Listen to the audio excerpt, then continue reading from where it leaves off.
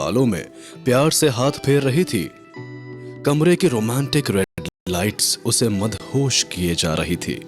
उस अजनबी से भूरी आंखों में झांकने से मारिया को लग रहा था मानो उन आंखों के पीछे बहुत सारे राज छिपे हो। तभी उस अजनबी ने अपने कपड़े उतारने शुरू कर दिए। मारिया ने उसमें कुछ ऐसा देखा कि उसकी आंखें हैरत से चौड़ी हो गई। उस बॉयफ्रेंड के सीने पर अचानक से लंबे लंबे बाल उगने लगे थे। उसके नाखून भी तेजी से बढ़ रहे थे। ओह गॉड, ये सब क्या है? मुंबई में भेड़िए कहां से आ सकते हैं? और इसको क्या हो रहा है? मारिया बुरी तरह से शॉक थी, जबकि तभी देखते ही देखते उसका वो बॉयफ्रेंड एक इंसानी भेड़िए में बदल गया।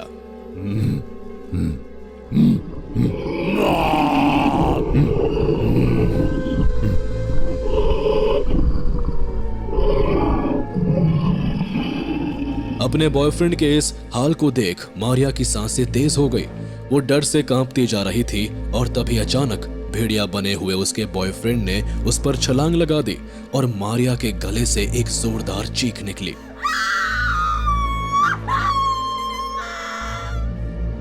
मारिया चिल्लाती हुई उठी। वो इतने जोर से हाफ रही थी जैसे कि मानो वो कहीं से भाग कर आई हो। उसका पूरा शरीर पसीने से भर गया था और उसकी बेडशीट पूरी तरह से अस्त व्यस्त होकर बिखरी हुई थी।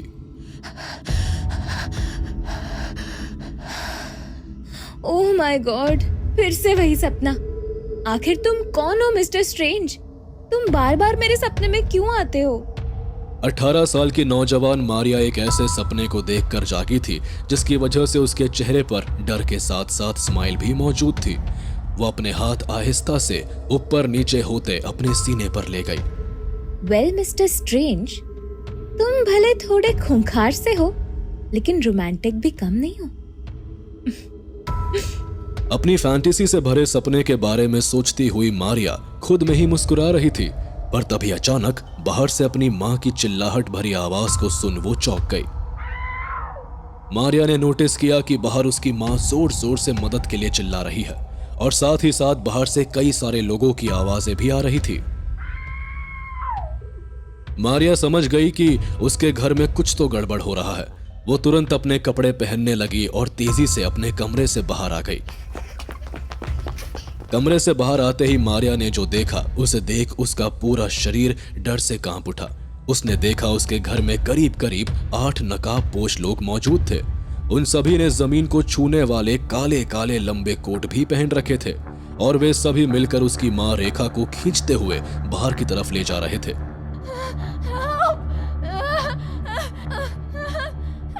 मारिया ने देखा कि उसकी बड़ी बहन श्रेया भी वही खड़ी है, लेकिन वो ना तो अपनी मां को बचाने की कोशिश कर रही थी और ना ही उन अजनबी लोगों को कुछ बोल रही थी। वो दौड़ती हुई नीचे आई, पर तभी उन नकाबपोश में से एक ने एक रिवॉल्वर उसके मां के कनपट्टी पर रख दिया। ए चिकनी, तूने जरा सी भी होशियारी दिखाई तो तेरी माँ का भेजा खोल के रख दूंगा। पर तुम लोग ऐसा क्यों कर रहे हो? हम लोगों के पास तो कुछ भी नहीं है। प्लीज प्लीज मेरी माँ को छोड़ दो। श्रेया दी, प्लीज माँ को बचाइए ना। मारिया अपनी मां रेखा को बचाने के लिए गिड़गिड़ाई जा रही थी, जबकि आधी रात के इस वक्त रेखा के दोनों बेटियों को अपने सामने देख वे गुंडे समझ नहीं पा रहे थे कि आखिर वे जिस मकसद के लिए आए हैं उन्हें वो अंजाम दे या ना दे। लेकिन तभी अचानक उनमें से एक नकाबपोश आगे आया और उन दोनों पर रिवॉल्वर तान दिया। चल उस कमरे में जा। उस खतरनाक गुंडे की बात सुन श्रेया तो तुरंत ही कमरे की ओर चली गई, लेकिन मारिया जानती थी कि अगर वो कमरे में गई तो फिर अपनी मां को उन गुंडों से बचा नहीं पाएगी। वो उन गुंडों के बीच अपनी मां को चिल्लाती हुई देख रही थी, जबकि इधर मारिया को अंदर ना जाता देख 4 गुंडे तेजी से आगे आए और मारिया के कुछ समझने से पहले मारिया के सिर पर एक जोरदार वार कर दिया। हालांकि मारिया ने इस वार से बचने की कोशिश की थी, लेकिन उन गुंडों के आगे उसकी एक भी ना चली और देखते ही देखते उसकी आंखों के आगे अंधेरा छा गया। उस नकाबपोश किडनैपर का वार इतना जोर का था कि मारिया काफी देर तक बेहोश रही। उसे किसी चीज का होश नहीं था और फिर जब उसने अपनी आंखें खोली तो उसने देखा कि वो वहीं पर पड़ी हुई थी, वहां पर कि उन गुंडों ने उस पर वार कर दिया। बाहर से व्हीकल्स का शोर आ रहा था और उसने सामने वाली घड़ी पर देखा कि मॉर्निंग के 10 बज रहे हैं। मारिया हड़बड़ाती हुई फर्श से उठी, लेकिन अब वहां पर कोई नहीं था, ना तो उसकी माँ रेखा और ना ही उसकी बहन श्रेया। ओह शिट, ये क्या हो गया? आखिर वो लोग थे कौन? और वो लोग क्या मेरी बहन श्रेया को भी ले गए हैं?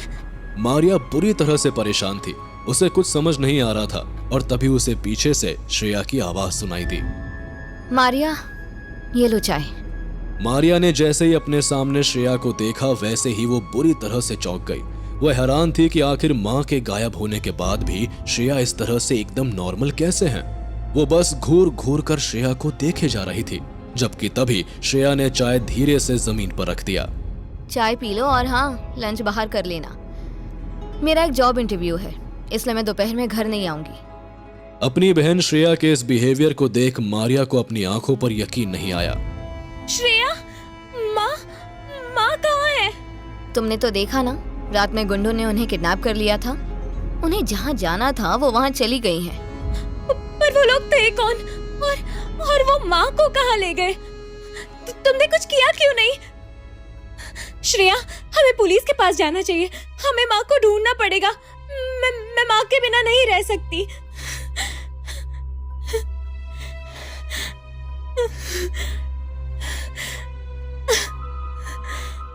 मारिया को रोते देख श्रेया ने घूर कर उसकी आंखों में देखा। मारिया, माँ के साथ जो हुआ वो कोई नहीं बदल सकता। लाइफ में जो हो रहा है उसे एक्सेप्ट करना सीखो। माँ को भूलने में आसानी होगी। और हाँ, याद रखना, आज लंच नहीं मिलेगा। इतना बोलकर श्रेया बिना एक बार भी मुड़े वहां से चली गई। मारिया के लिए ये सब कुछ ऐसा था जिस पर वो किसी भी हाल में यकीन नहीं कर सकती थी। कुछ अनजान लोगों ने उसकी माँ को किडनैप कर लिया था और इन सब चीजों पर उसकी बहन ऐसे रिएक्ट कर रही थी मानो कुछ हुआ ही ना हो।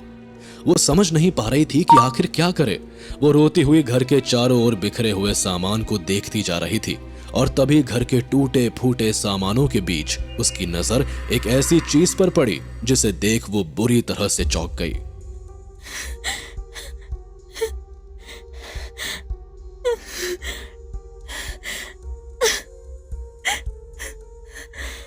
ओह गॉड, ये क्या है?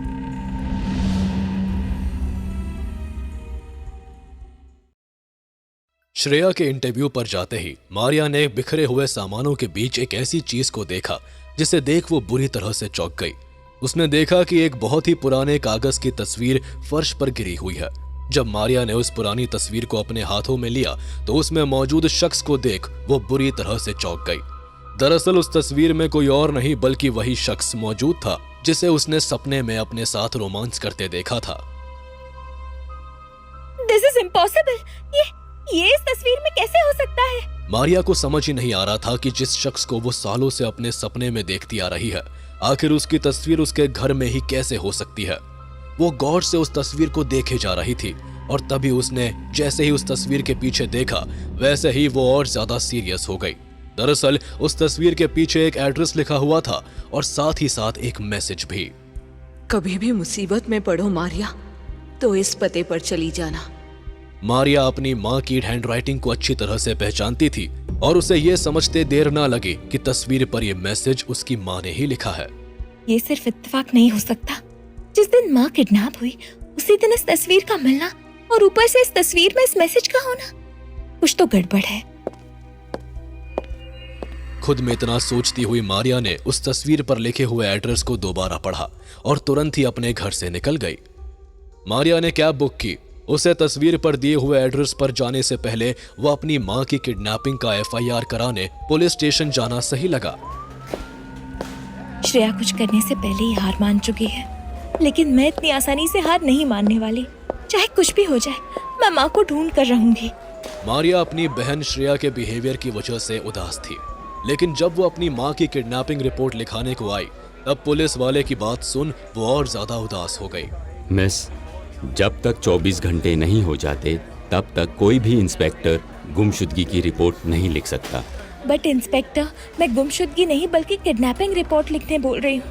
वो 8-9 आदमी थे, उन सब ने मिलकर मेरी माँ को मेरी आंखों के सामने ही किडनैप कर लिया उन लोगों ने मुझे भी बेहोश कर दिया था। मारिया की इस बात पर इंस्पेक्टर पहले तो मारिया को ऊपर से नीचे तक गौर से देखने लगा, फिर बोला, वैसे मिस, एक बात कहूँ, आपको देखकर अंदाजा तो लग गया है कि आपकी माँ कितनी सुंदर होगी। अपनी माँ की एक तस्वीर हमें भी दिखा दीजिए। आप जैसी सुंदरी को असल में मना नहीं किया जा रहा। मारिया उस पुलिस वाले के बिहेवियर को देख अब गुस्से में थी। उसने नोटिस किया कि इंस्पेक्टर को उसकी माँ को ढूंढने में कोई भी इंटरेस्ट नहीं है। वो तो बस फॉर्मेलिटी निभाने के लिए एफआईआर लिख रहा है, वो भी मारिया को हवस भरी नजर से देखते हुए। मारिया अफसोस कर रही थी कि आखिर वो यहाँ क्यों आई। इंस्पेक्टर ने उसका नंबर और उसकी माँ की फोटो लेकर उसे वहां से जाने को कह दिया। मारिया खुद से बातें करती हुई इंस्पेक्टर के कैबिन से बाहर आई थी, पर तभी कैबिन के अंदर से आए उस इंस्पेक्टर की आवाज को सुन वो और ज्यादा गुस्से में आ गई। अरे तावड़े, ये समझ नहीं आ रहा है कि किडनैपर जवान लड़की को छोड़कर इसकी माँ को क्यों उठा कर ले गए। अरे साहब जी, कुछ भी हो, लेकिन हमें एक बार जाकर देखना चाहिए, वरना अगर मीडिया वाले वहां पहुंच गए तो दिक्कत हो जाएगी। मारिया इंस्पेक्टर की बात सुनते हुए गुस्से से बाहर आई और कैब में बैठते ही सीधा उस एड्रेस की तरफ निकल गई। वो बस अंधी उम्मीद के सहारे उस तस्वीर पर लिखे हुए एड्रेस की तरफ जा रही थी। जब वो वहां पहुंची तब उस एड्रेस के माहौल को देख सरप्राइज हो गई। धारावी जैसे इस एरिया में ऐसा आलिशान बंगला आखिर कैसे हो सकता है? क्या रियली वो आदमी यही रहता है जिसकी मुझे तलाश है? मारिया खुद से बातें करती हुई उस बंगले में घुस तो गई, लेकिन जैसे जैसे वो अंदर जाने लगी वैसे वैसे वहां गूंज रहे चिड़ियों और जानवरों की आवाजें सुन वो और ज्यादा डरने लगी। मारिया सावधानी से आगे बढ़ रही थी, लेकिन मौजूद पेड़ पौधे के बीच हो रही सरसराहट उसे डराने के लिए काफी थी। तभी अचानक पीछे से गूंजे एक कड़क आवाज सुन वो चौंक गई। बिना परमिशन के अंदर जाना मना है। मारिया के पैर जहां के तहां ही जम से गए। उसकी हिम्मत नहीं हो पा रही थी कि वो पीछे मुड़े, लेकिन जब वो मुड़ी तो ये देख अचानक उसकी सांसें तेज हो गई। उसके सामने वही शख्स खड़ा था जिसे वो अक्सर अपने सपने में देखा करती थी।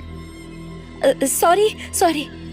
मारिया अभी माफी मांगती हुई और भी बातें बोलने वाली थी, पर उसके सामने खड़ा उसके सपनों का वो राजकुमार इतना ज्यादा हैंडसम था कि वो उसके अमेजिंग लुक्स में बस खोती चली गई। उस शख्स के बाल थोड़े से लंबे थे, आंखें भूरी थी, चेहरे पर एक बहुत ही अट्रैक्टिव स्माइल थी। हाफ टी शर्ट में उसके मसल साफ तौर पर दिखाई दे रहे थे, और सिर्फ इतना ही नहीं बल्कि उसके कलाई के पास बना हुआ एक अजीब सा टैटू भी मारिया को नोटिस हो रहा था। मारिया बस एक टक उस शख्स को देखे जा रही थी। ओ हेलो, अगर आपका सॉरी बोलना हो गया हो तो प्लीज आप मेरे बंगले से निकल जाइए, वरना मैं पुलिस को कॉल करूंगा। उस आवाज को सुनते ही मारिया को मानो होश आ गया। उसने उम्मीद नहीं की थी कि जिस शख्स को वो सालों से अपने सपने में देखा करती है वो असल में ऐसा खड़ूस होगा। हेलो मिस, आप फिर से कहाँ खो गई? चलिए निकलिए मेरे बंगले से, वरना।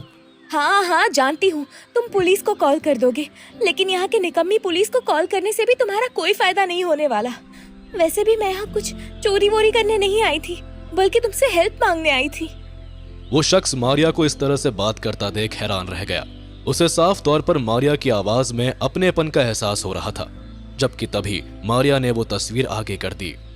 मैं नहीं जानती ये तस्वीर मेरे घर में कैसे आई, लेकिन मैं बस इसी की वजह से यहाँ आई हूँ।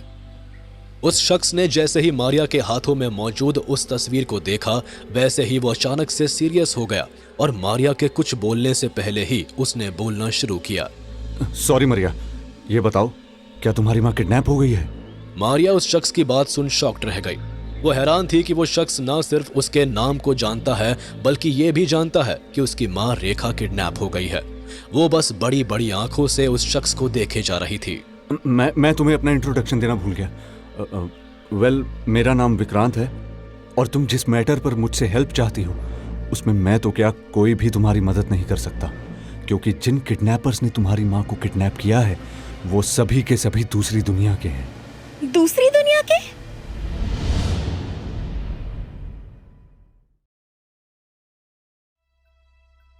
मारिया विक्रांत की बात सुनकर हैरान रह गई।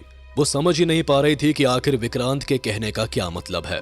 तुम कहना क्या चाहते हो? ये दूसरी दुनिया का क्या मतलब है? मारिया को फ्रेंडली लहजे में बात करता देख अब विक्रांत भी मारिया से नॉर्मली ही बात कर रहा था। मारिया, दूसरी दुनिया का मतलब उस दुनिया से है जिसके बारे में ना तो कोई आम इंसान कुछ जानता है और ना ही कभी जान पाएगा। इक्के दुक्के लोग ही जान सकते हैं, जैसे कि तुम्हारी माँ। मुझे तो लगा था कि माँ के मैसेज का मतलब एक ऐसे इंसान से होगा जो सच में मेरी कोई मदद कर सकता है, लेकिन यहाँ विक्रांत की बातें सुनकर तो ऐसा लग रहा है कि ये कोई पागल है। इसकी बातें तो मेरे सर के ऊपर से जा रही हैं। विक्रांत गौर से मारिया को देख रहा था। मारिया की सच्चाई जानने के बाद वो उसे ऐसे ट्रीट कर रहा था मानो वो उसे सालों से जानता हो। मारिया, यही सच्चाई है। और बात रही हेल्प की, तो तुम जब तक चाहो तब तक यहाँ मेरे बंगले पर रुक सकती हो। यहाँ तुम्हें कोई नुकसान नहीं पहुंचा सकता।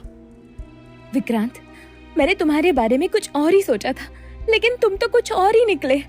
अगर तुम्हें मेरी मदद नहीं करनी थी तो तुम्हें सीधे सीधे बोलना था ना। तुम्हें इस तरह दूसरी दुनिया का बहाना देने की क्या जरूरत थी? मारिया के कड़क आवाज पर विक्रांत अपनी सफाई देने ही वाला था, पर मारिया बिना उसकी बातों को सुने ही वहां से चली गई। ओह गॉड, ये मैं कहाँ फंस गई? अब कोई रास्ता भी नहीं सूझ रहा है। मैं कैसे अपनी माँ को ढूंढूं? मारिया अब टैक्सी से वापस अपने घर जाने वाली थी, पर तभी अचानक सड़क की दूसरे छोर पर उसने किसी ऐसे शख्स को देखा जिसे देख उसकी आंखें हैरत से चौड़ी हो गई। मारिया के सामने टैक्सी आकर रुक गई थी, लेकिन उसकी नजर अभी भी सड़क के दूसरे छोर पर थी। मैडम जी, आइए बैठिए। टैक्सी वाला अपनी टैक्सी रोके हुए था, लेकिन तभी मारिया उस टैक्सी वाले को बिना कुछ बोले तुरंत ही सड़क के दूसरी ओर जाने लगी। उस शख्स ने जिस तरह के कपड़े पहन रखे थे वो उन किडनैपर्स के कपड़ों को अच्छी तरह से पहचानती थी। खुद में इतना सोचती हुई मारिया तुरंत ही उस शख्स के पास पहुंच गई और उस अनजान शख्स के कुछ समझने से पहले ही सबके सामने उसके गाल पर एक जोर का चांटा मार दिया। मैं जानती हूँ तुम भी उन्हीं लोगों में से हो जो कल रात मेरे घर पर आए थे। बताओ, मेरी माँ को कहाँ छुपाया है तुमने? सड़क पर लॉन्ग ब्लैक कोट पहने हुए वो शख्स पहले तो बेफिक्री से घूम रहा था, लेकिन जब मारिया ने अचानक आकर उसे थप्पड़ मार दिया और किडनैपिंग का आरोप लगाने लगी, तब अचानक वो अनजान आदमी शॉक्ड रह गया। ओए लड़की, पागल हो गई हो क्या? उस लॉन्ग ब्लैक कोट वाले आदमी के कड़क आवाज को सुन मारिया एक सेकंड के लिए चौंक गई, लेकिन फिर वो गुस्से से घूरकर उस आदमी को देखने लगी। ऐसे नहीं मानोगे ना? रुको रुको, मैं अभी पुलिस को कॉल करती हूँ। मारिया उस आदमी को डराकर सच उगलवाना चाहती थी और उसके इस पैंतरे का असर भी हो रहा था। उसने देखा कि वो आदमी भागने की तैयारी में है, लेकिन वो आदमी भाग पाता उससे पहले ही मारिया ने उसकी बाहों को पकड़ लिया। और तभी उसकी नजर जैसे ही उस आदमी के हाथों पर बने टैटू पर पड़ी, वैसे ही वो बुरी तरह से चौंक गई। उसने देखा कि ये टैटू ठीक वैसा ही था जैसा कि उसने अभी थोड़ी देर पहले विक्रांत के हाथों में देखा था। तभी उस आदमी ने मारिया को एक जोर का धक्का दिया और वहां से भागने लगा। मारिया, अभी तेरी इतनी औकात नहीं कि तू मुझे रोक सके लड़की। भूल जा तू अपनी माँ को, अब तुझे उसकी लाश भी नहीं मिलने वाली। वो मिस्टीरियस आदमी मारिया को एक जोर का धक्का देकर भागा था, जबकि उस आदमी के धक्के की वजह से मारिया पीछे आ गिरी और उसके सिर पर एक जोरदार वार आकर लगा।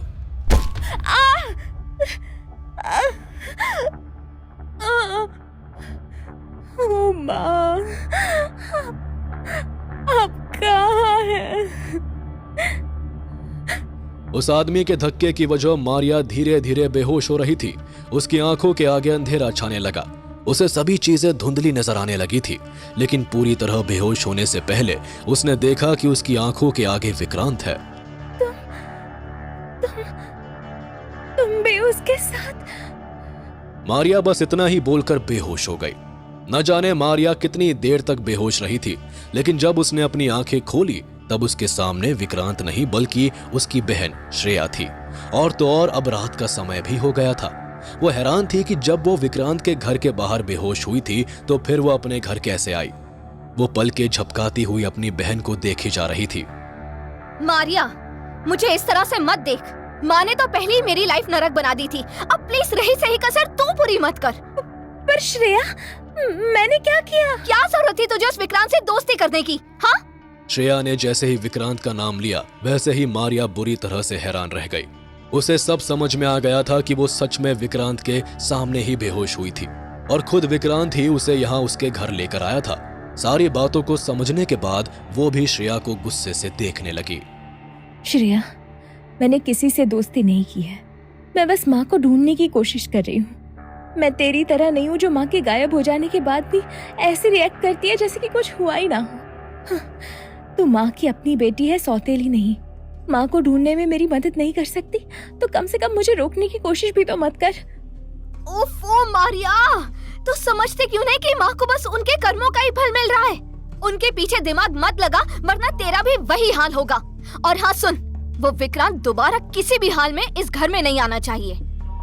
मारिया को इस बात पर काफी हैरानी हो रही थी कि आखिर श्रेया विक्रांत के नाम पर इतना ज्यादा क्यों भड़क रही है, और तो और आखिर उसकी बहन श्रेया विक्रांत को कैसे जानती है। वैसे श्रेया, तू विक्रांत को कैसे जानती है? मैंने तो तुझे विक्रांत के बारे में नहीं बताया। तो मुझे क्या बताएगी मारिया? वैसे भी उस क्रिमिनल के बारे में कौन नहीं जानता होगा। क्रिमिनल? हाँ क्रिमिनल। वैसे भी मैं किसे ये सब बता रही हूँ? तुझे कभी कोरियन ड्रामा से फुर्सत मिली है जो तू बाहरी दुनिया के बारे में कुछ जानेगी? ले देखिए। इतना कहते हुए श्रेया ने मारिया के सामने एक पुराना न्यूज़पेपर रख दिया, और जब मारिया ने उस न्यूज़पेपर को पढ़ा तो वो बुरी तरीके से चौंक गई। उसने देखा कि विक्रांत कई बार मर्डर के मामले में अरेस्ट हो चुका है, लेकिन यह भी सच था कि एक बार भी उसके गुनाहों को साबित नहीं किया जा सका था। विक्रांत के बारे में पढ़ते हुए मारिया के चेहरे पर पसीने की बूंदें आने लगी। तभी अचानक उसे दूर कहीं से भेड़िए के रोने की आवाज सुनाई दी।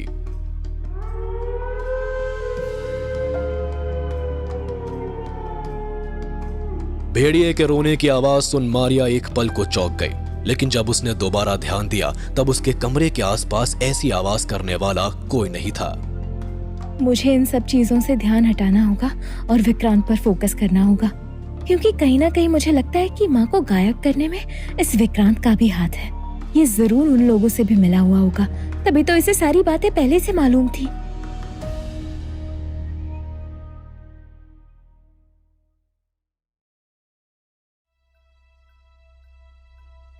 श्रेया की बात और न्यूज़पेपर की हेडिंग ने मारिया को चौंका दिया। वो समझ नहीं पा रही थी कि आखिर विक्रांत पर भरोसा किया जाए या नहीं। तभी उसने विक्रांत के उस पुरानी तस्वीर को दोबारा अपने हाथों में लिया और बिस्तर से उठ गई। माँ बिना किसी वजह के इस तस्वीर पर विक्रांत का नाम नहीं लिख सकती। कुछ तो ऐसा है जो सबकी नजरों से छुपा हुआ है। पुलिस और श्रेया से तो मैं कोई उम्मीद नहीं रख सकती, लेकिन मुझे इस विक्रांत से एक और बार बात करनी ही होगी। खुद में इतना कहती हुई मारिया तुरंत ही कमरे से निकल गई। मारिया अपनी माँ के लिए कुछ भी कर सकती थी, और इसलिए वो आधी रात में ही अपने घर से निकलने लगी। उसने घर का दरवाजा खोला ही था। मारिया कहाँ जा रही है? पीछे से आई श्रेया की कड़क आवाज को सुन मारिया एक पल को चौंक गई। उसने देखा कि श्रेया गुस्से भरी नजरों से उसे ही देखे जा रही है। विक्रांत के पास। मैंने कहा था ना, तुम्हें मना किया था ना। तुमने तो ये भी कहा था ना कि माँ को ढूंढने की कोशिश ना करूं।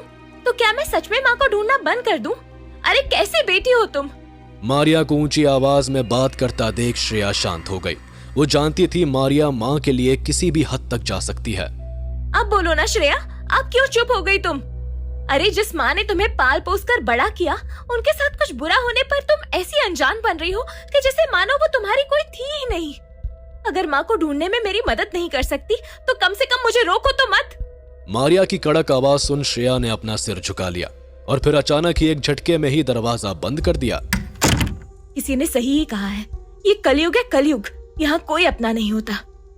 कहते हैं अपनों के दिए हुए जख्म कुछ ज्यादा ही चोट देते हैं। कुछ ऐसा ही मारिया के साथ भी हो रहा था। वो अभी तक समझ नहीं पा रही थी कि आखिर श्रेया माँ के किडनैपर्स को ढूंढने में इंटरेस्टेड क्यों नहीं है। मारिया लास्ट बार अपने घर के बंद दरवाजे को देख तुरंत ही वहां से निकल गई।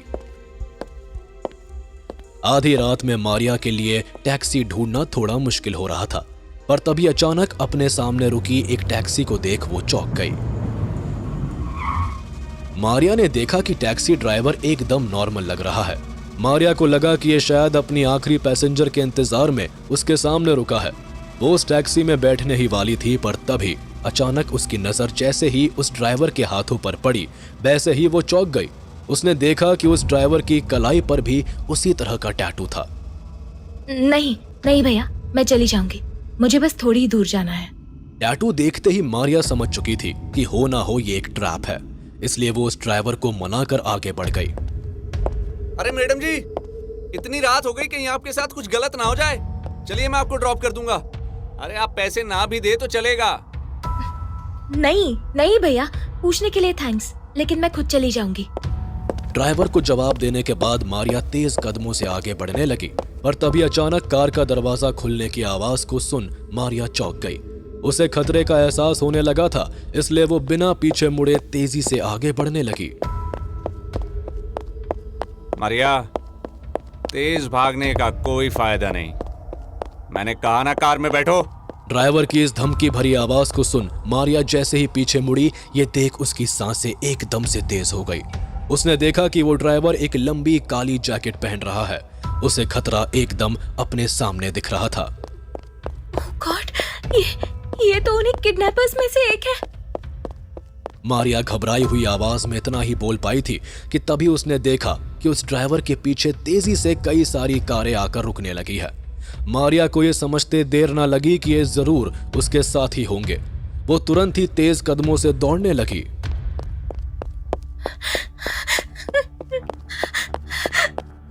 नहीं नहीं, मैं इन लोगों के हाथ नहीं आ सकती।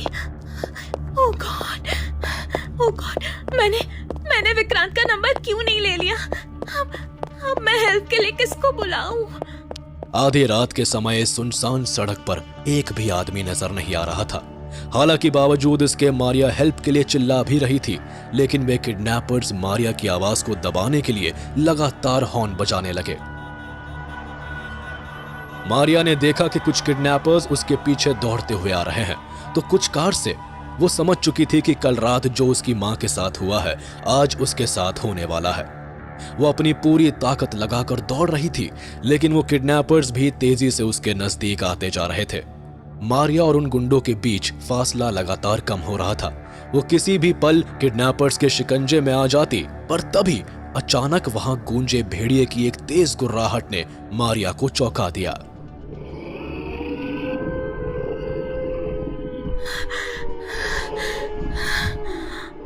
ओह शिट, ये भी अभी होना था क्या? मारिया को लग रहा था जिस तरह से पहले उसे भेड़ियों के रोने का भ्रम होता था, कुछ ऐसा ही अभी भी हो रहा है। वो गुस्से से बस भागती जा रही थी, पर तभी अचानक पीछे से किसी के चिल्लाने की आवाज ने उसे चौंका दिया। मारिया ने जब पीछे देखा तब ये देख वो बिल्कुल हैरान रह गई कि उसके पीछे जो किडनैपर्स दौड़ कर आ रहे थे वे अचानक सड़क से कहीं गायब हो गए, और तो और सड़क के चारों ओर बस खून ही खून बिखरा हुआ था। मारिया समझ नहीं पा रही थी कि आखिर यहाँ क्या हो रहा है। वो ये देख भी हैरान रह गई कि कार में मौजूद किडनैपर्स तेजी से अपनी कार को रिवर्स कर रहे हैं। ये क्या हो रहा है? इन किडनैपर्स को किसने मारा? मारिया समझ ही नहीं पा रही थी कि आखिर किसने उसकी मदद की। उसे अगर कुछ सुनाई दे रहा था तो वो था दूर कहीं से आती हुई भेड़िए के रोने की आवाज। मारिया डरी सहमी सी अकेली विक्रांत के बंगले की तरफ जाने लगी, और जब वो विक्रांत के पेड़ पौधे से भरे हुए बंगले पर पहुंची तब उसने देखा कि वहां का माहौल और भी ज्यादा डरावना था। दिन में तो उसे बर्ड्स की आवाजें ही सुनाई दे रही थी, लेकिन अभी वहां उसे ऐसा एहसास हो रहा था मानो वो किसी खतरनाक जंगल में आ गई हो।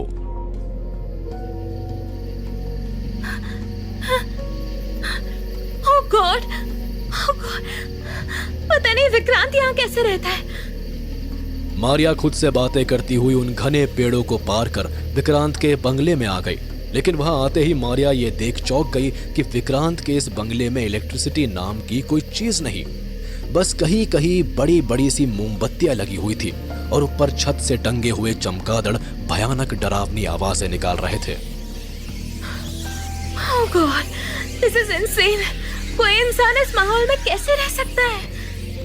मारिया विक्रांत के बंगले के हाल को देख हैरान थी, और तभी उसे इस बड़े से बंगले में किसी के चलने की आहट सुनाई दी। मारिया ने पीछे देखा तो वहां अंधेरे में विक्रांत धुंधला धुंधला नजर आ रहा था। मारिया, तुम इतनी रात में? मारिया अंधेरे में खड़े विक्रांत को गौर से देख रही थी। मोमबत्ती के धीमी रोशनी में भी उसे विक्रांत के चेहरे पर खरोच के निशान दिख रहे थे।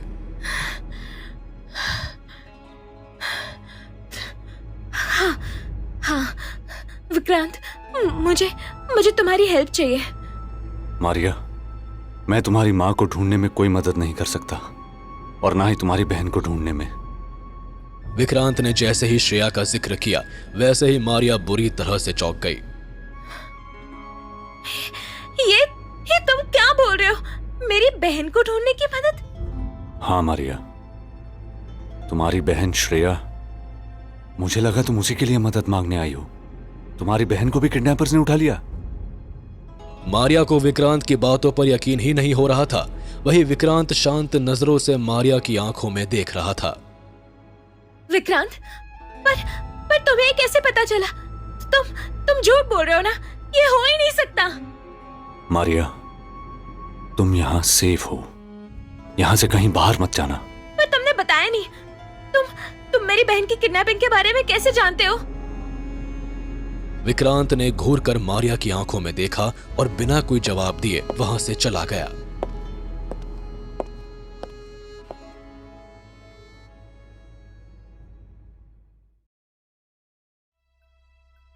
विक्रांत के बिना जवाब दिए वहां से चले जाने के बाद मारिया वही हॉल के बगल में मौजूद एक कमरे में चली गई।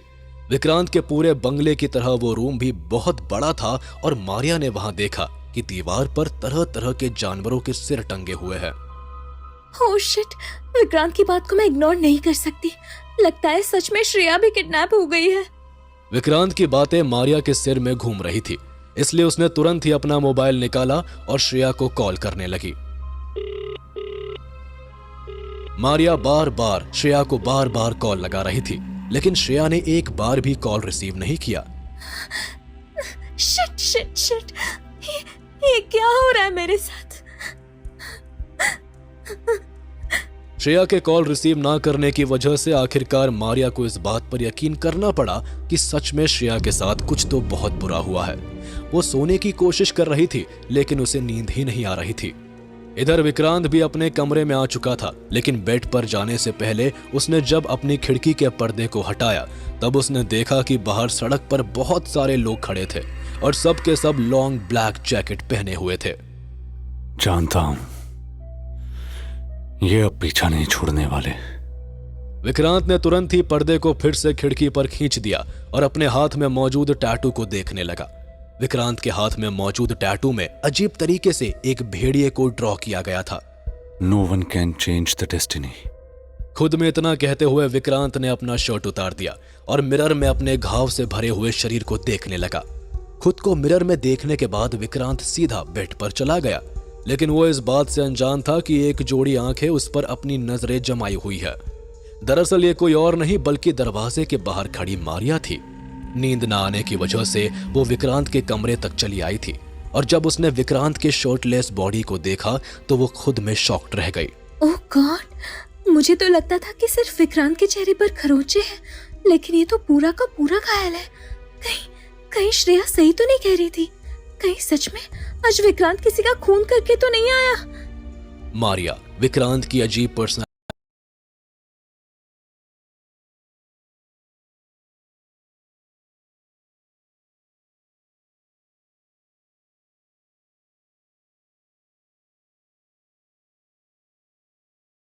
वो समझ नहीं पा रही थी कि यहाँ आने के बाद वो अपनी माँ को ढूंढ भी पाएगी या नहीं। उसके लिए आज की रात बहुत ही लंबी थी। श्रेया के किडनैप होने की बात सुन वो काफी लेट सोई थी और अगली सुबह जब बार बार उसके डोर पर नॉक हुआ तब वो अलसाई हुई नींद से जागी। हाँ, आ रही हूँ। मारिया जब दरवाजे पर पहुंची तब उसने देखा कि विक्रांत दरवाजे पर सूटकेस लिए खड़ा है। कहीं जा रहे हो क्या तुम? मैं नहीं, हम दोनों जा रहे हैं। पर कहाँ? विक्रांत से बातें करती हुई मारिया गौर कर रही थी कि रात में विक्रांत के चेहरे पर मौजूद सारे खून के निशान गायब हो गए हैं। वो बस एक टक सी विक्रांत को देख रही थी। तुम्हारी माँ को ढूंढने तुम्हारे पास जो भी सामान है सब पैक कर लो। पर तुम तो कह रहे थे कि मेरी कोई हेल्प नहीं कर सकते।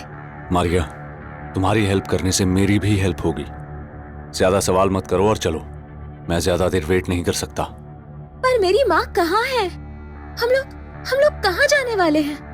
मारिया के सवाल पर विक्रांत ने घूरकर मारिया की आंखों में देखा और वहां से जाने लगा।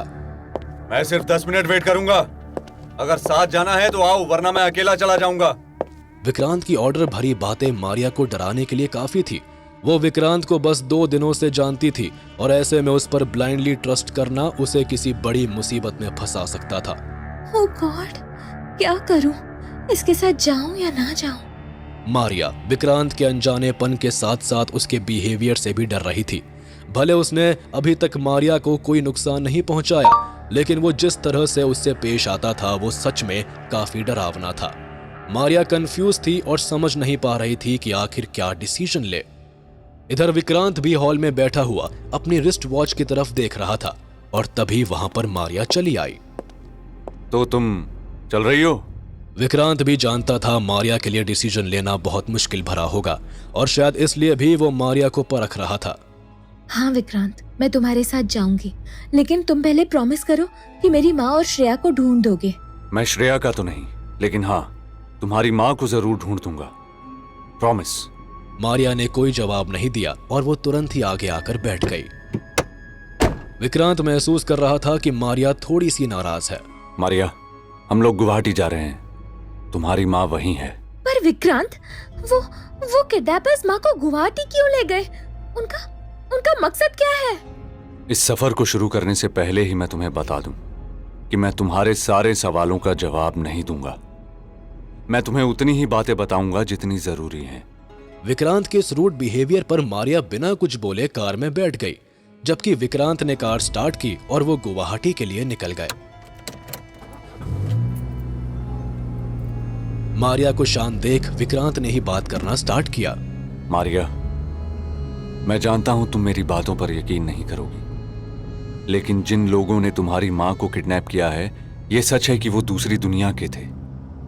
एक ऐसी दुनिया के जिसमें इंसानी भेड़िए पाए जाते हैं। इंसानी भेड़ियों की बात सुनते ही मारिया हैरान रह गई। इंसानी भेड़िए? क्या बोल रहे हो? क्या सच में इंसानी भेड़िए होते हैं?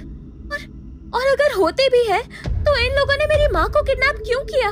मेरी माँ का इंसानी भेड़िए से क्या संबंध है? तुम्हारे सारे सवालों के जवाब गुवाहाटी में ही मिलेंगे मारिया, गुवाहाटी में। मारिया की लाइफ बस कुछ ही दिनों में पूरी तरह से बदल गई थी। उसने इस बारे में कभी सपने में भी नहीं सोचा होगा कि उसके साथ कभी ऐसा भी कुछ हो सकता है। मारिया पूरे सफर में शांत ही रही और विक्रांत ड्राइव करते हुए कब उसे ईस्टर्न स्टेट में ले आया था उसे पता ही नहीं चला। वे दोनों अब बस गुवाहाटी पहुंचने ही वाले थे। विक्रांत ड्राइव करता हुआ मारिया पर अपनी नजरें जमाए हुए था और तभी अचानक उसकी नजर जैसे ही कार के मिरर पर पड़ी वैसे ही वो चौंक गया। उसने देखा कि उसके पीछे कई सारी ब्लैक कार्स फुल स्पीड में चली आ रही है। जिसका डर था वही हुआ। अब मैं इसे कैसे बचाऊं? विक्रांत के कार के पीछे आने वाले ये वही किडनैपर्स थे जिन्होंने रेखा को किडनैप किया था। मारिया इस बात से अनजान थी कि उसकी कार का पीछा किया जा रहा है, लेकिन तभी उसने जैसे ही कार की बढ़ती स्पीड पर गौर किया वैसे ही वो चौंक गई। कार इतनी तेज क्यों चला रहे हो? पीछे देखो मारिया। मारिया ने जैसे ही पीछे देखा वो चौंक गई। इधर विक्रांत भी ये देख हैरान रह गया कि सिर्फ उसके पीछे नहीं बल्कि सामने की ओर से भी कई सारी ब्लैक कार्स तेजी से चली आ रही है। Oh shit! इसका मतलब ये लोग शुरू से हम लोगों का पीछा कर रहे हैं। दोनों ओर से आ रहे गुंडों को देख विक्रांत के चेहरे पर शिकन के भाव आ गए थे, जबकि इधर वे गुंडे ब्रह्मपुत्र नदी के ऊपर बने एक ब्रिज पर अपने अपनी कार्स को खड़ा कर दिया। वे सभी जानते थे कि ब्रिज पर उन्हें घेरना आसान होगा और तो और यहाँ से विक्रांत के पास भागने का कोई रास्ता भी नहीं होगा। इधर विक्रांत भी उन गुंडों के चाल को समझ गया था, लेकिन वो इतनी जल्दी हार मानने वालों में से नहीं था। मारिया, जल्दी से सीट बेल्ट खोलो। मारिया समझ नहीं पाई कि आखिर विक्रांत क्या करना चाहता है, लेकिन वो जानती थी कि इस सिचुएशन से बचने के लिए विक्रांत जो कह रहा है उसे वो करना ही होगा। उसने तुरंत ही अपनी सीट बेल्ट खोल ली। इधर विक्रांत ने तेजी से अपने स्टीयरिंग को लेफ्ट की ओर घुमाया और किसी के कुछ समझने से पहले ही वो कार ब्रिज के सेफ्टी ब्रेकर्स को तोड़कर सीधा नदी में जा गिरा।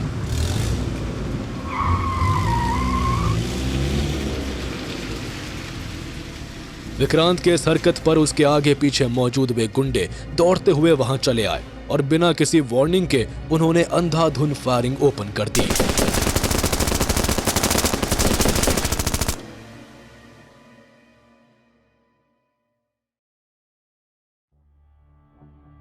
किडनैपर से बचने के लिए विक्रांत ने अपनी कार को क्रैश करा दिया था, लेकिन तभी ब्रिज के दोनों ओर मौजूद किडनैपर्स तेजी से ब्रिज पर आ गए और अंधाधुंध फायरिंग करने लगे। अबे गोलियां चलाए कि नहीं? बॉस ने हमें मारिया को जिंदा लाने को कहा है। मारिया और विक्रांत पर गोलियां चला रहे थे। वे किडनैपर्स थोड़े से कंफ्यूज थे, लेकिन बावजूद इसके वे लोग नदी में डूब रही कार पर फायरिंग किए जा रहे थे। भाई गोलियां रुकनी नहीं चाहिए। छोटे सरकार ने कहा है फायरिंग कर मतलब कर।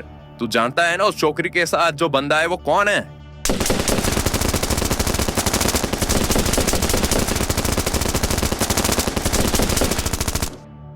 अपने साथी की बात सुनते ही उस किडनैपर के चेहरे पर अजीब से भाव आ गए। उसने तुरंत ही अपनी AK-47 नीचे कर ली और हैरानी से डूब रही कार को देखने लगा, जबकि इधर ब्रिज की दूसरी ओर एक आलीशान कार में बैठा हुआ हट्टा कट्टा शख्स उन सब पर नजर जमाए हुए था। उसने जैसे ही अपने एक आदमी को फायरिंग क्लोज करते हुए देखा, वैसे ही वो कार से उतरकर गुस्से से उस आदमी की ओर बढ़ने लगा।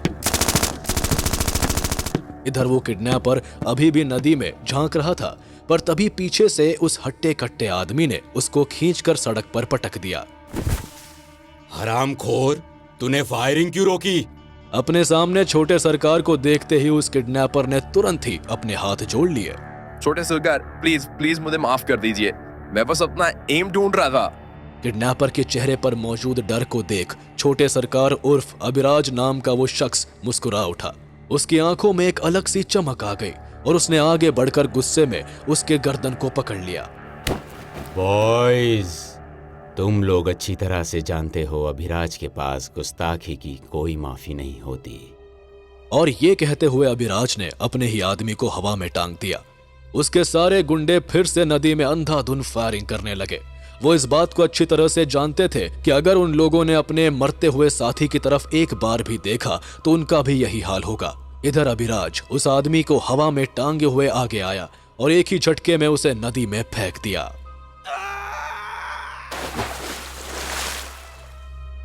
मारिया और विक्रांत के बाद एक और शख्स नदी में समा चुका था, जबकि इधर नदी के अंदर मारिया की हालत खराब हो रही थी।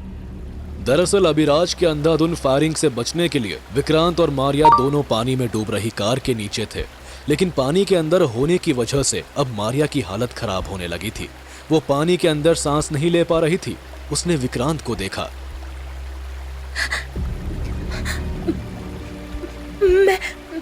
मैं सांस नहीं ले पा रही विक्रांत। विक्रांत भी पानी के अंदर ही था और मारिया का हाल देख वो समझ गया कि अगर वो जल्दी ही पानी से बाहर नहीं निकला तब मारिया की जान जाते देर ना लगेगी। अभी फायरिंग बंद नहीं हुई, अभी बाहर निकलना मौत को चुनौती देना है। विक्रांत डिसीजन नहीं ले पा रहा था। वो जानता था कि पानी के अंदर और बाहर दोनों जगह मौत है। तभी उसने जैसे ही मारिया को दर्द से आंखें बंद करते हुए देखा, वो चौंक गया। विक्रांत समझ चुका था कि मारिया अब बिना सांस लिए नहीं रह सकती। विक्रांत ने उसे अपने पास खींच लिया और अपने होठ मारिया के लिप्स पर रख दिए। विक्रांत मारिया को बचाने की कोशिश कर रहा था, लेकिन वो जानता था कि वो ज्यादा देर मारिया को अपनी सांस नहीं दे सकता, इसलिए उसने पानी के अंदर तैरना भी शुरू कर दिया। विक्रांत तेजी से तैर रहा था और जल्द ही वो अभिराज के फायरिंग जोन से बाहर भी आ गया। वो लोग इतनी आसानी से मारिया का पीछा नहीं छोड़ने वाले। मुझे जल्दी ही कोई सेफ प्लेस ढूंढना होगा। वहीं जब काफी देर के फायरिंग के बाद भी अभिराज को मारिया और विक्रांत की लाशें नहीं मिली, तब उसने फायरिंग रुकवा दी। नहीं नहीं, मैं मंजिल के इतने करीब आकर हार नहीं सकता। अभिराज के सारे वफादार अभिराज को घेरे खड़े हुए थे। उनके चेहरे से यह साफ था कि वे बस अभिराज के अगले ऑर्डर का इंतजार कर रहे हैं। बॉयज, कान खोलकर सुन लो, मैं डैड के सामने खाली हाथ नहीं जाने वाला, इसलिए तुरंत ही इस मारिया की खोज में लग जाओ। और हाँ, इसके लिए तुम्हें जितनी लाशें गिरानी पड़े गिराओ, लेकिन मुझे वो हर हाल में चाहिए, यानी चाहिए। अभिराज के ऑर्डर देते ही उसके सारे वफादार तनकर खड़े हो गए, जबकि अभिराज सबको ऑर्डर देते हुए समझाने लगा कि आखिर किसको क्या करना है। दरअसल ब्रह्मपुत्र नदी के साथ साथ ही इस जगह से असम के जंगल भी शुरू होने लगे थे और असम के जंगली पहाड़ी इलाकों में विक्रांत और मारिया को ढूंढना कोई आसान काम नहीं था। इसलिए अभिराज के सारे लोग छोटे छोटे गैंग बनाकर विक्रांत को ढूंढने के काम में लग गए। वे सभी नदी की धारा के साथ साथ जा रहे थे। इधर विक्रांत भी मारिया के साथ तैरते हुए नदी से बाहर आ गया, लेकिन मारिया अभी भी बेहोश थी। विक्रांत ने जब मारिया की नब्ज चेक की तो वो बहुत ही धीमी चल रही थी। लगता है इसके फेफड़ों में पानी चला गया है। मुझे जल्दी ही कुछ करना होगा। मारिया को बेहोश देख विक्रांत ने तुरंत ही उसके सीने को पंप करना शुरू कर दिया, लेकिन मारिया अभी भी कोई हरकत नहीं कर रही थी। हर गुजरते सेकंड के साथ विक्रांत के चेहरे पर परेशानी की लकीरें आने लगी। विक्रांत समझ नहीं पा रहा था कि आखिर अब वो क्या करे, और तभी अचानक पीछे से कई सारे लोगों की आवाज सुन वो चौंक गया। ये क्या? कहीं वो गुंडे मुझे खोजते हुए यहाँ तक तो नहीं आ गए? विक्रांत ने गौर किया कि पीछे जंगल से आने वाली आवाजें कई सारे लोगों की थी। वो किसी भी तरह के खतरे को लेकर तुरंत ही अलर्ट हो गया। उसने तुरंत ही वहां पड़े पत्थरों में से एक नुकीला पत्थर उठा लिया और जंगल की तरफ फेंकने लगा। और तभी उसने देखा कि जंगल से बाहर आने वाले लोग वे किडनैपर्स नहीं बल्कि जंगल में रहने वाले आदिवासी थे। विक्रांत ने देखा कि वे आदिवासी अपने हाथों में एक मरे हुए हिरण को ला रहे थे, लेकिन तभी उन लोगों ने जैसे ही अपने सामने इन दोनों अनजान लोगों को देखा, वैसे ही वह जहां के तहां ही रुक गए। ये लोग दोस्त हैं या दुश्मन? विक्रांत कंफ्यूज था कि वो आदिवासियों के खिलाफ कोई एक्शन ले या ना ले, जबकि इधर उन आदिवासियों जैसे ही बेहोश पड़ी मारिया को देखा, वैसे ही वे अजीब आवाज करते हुए आगे बढ़ने लगे। ओए, कोई भी इसे छूना मत, वरना सबको जान से मार दूंगा। विक्रांत उन आदिवासियों को धमकाते हुए पीछे धकेलने की कोशिश कर रहा था, जबकि तभी उन आदिवासियों में से एक उम्र दराज आदिवासी आगे आया। अतिथि, हम तुम्हें नुकसान नहीं पहुंचा रहे, बस इस लड़की की जान बचाना चाहते हैं। उन आदिवासियों को अपनी लैंग्वेज में बात करते देख विक्रांत ने अपने हाथ में मौजूद नुकीला पत्थर नीचे कर लिया, जबकि तभी वह आदिवासी आगे आया और मारिया के पीठ में एक खास हिस्से को जोर से दबाने लगा। विक्रांत समझ नहीं पा रहा था कि आखिर वो उम्र दराज आदिवासी क्या कर रहा है, जबकि तभी मारिया के मुंह से पानी निकलने लगा और वो हड़बड़ाती हुई उठ बैठी।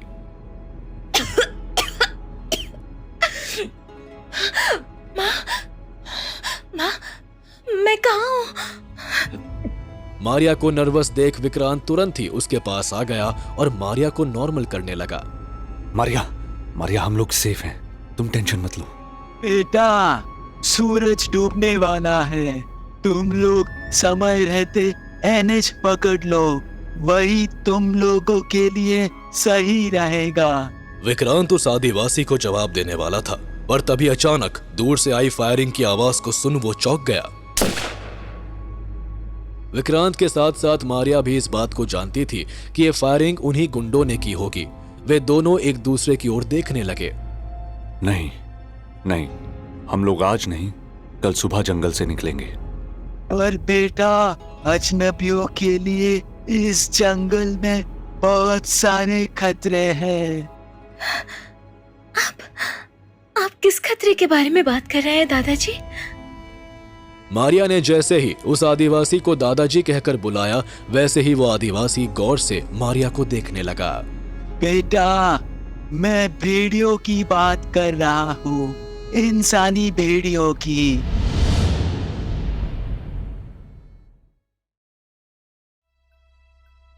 मारिया की जान उस उम्र दराज आदिवासी ने तो बचा ली थी, लेकिन उसके बाद उन्होंने जो कहा उसे सुन मारिया बुरी तरह से चौंक गई।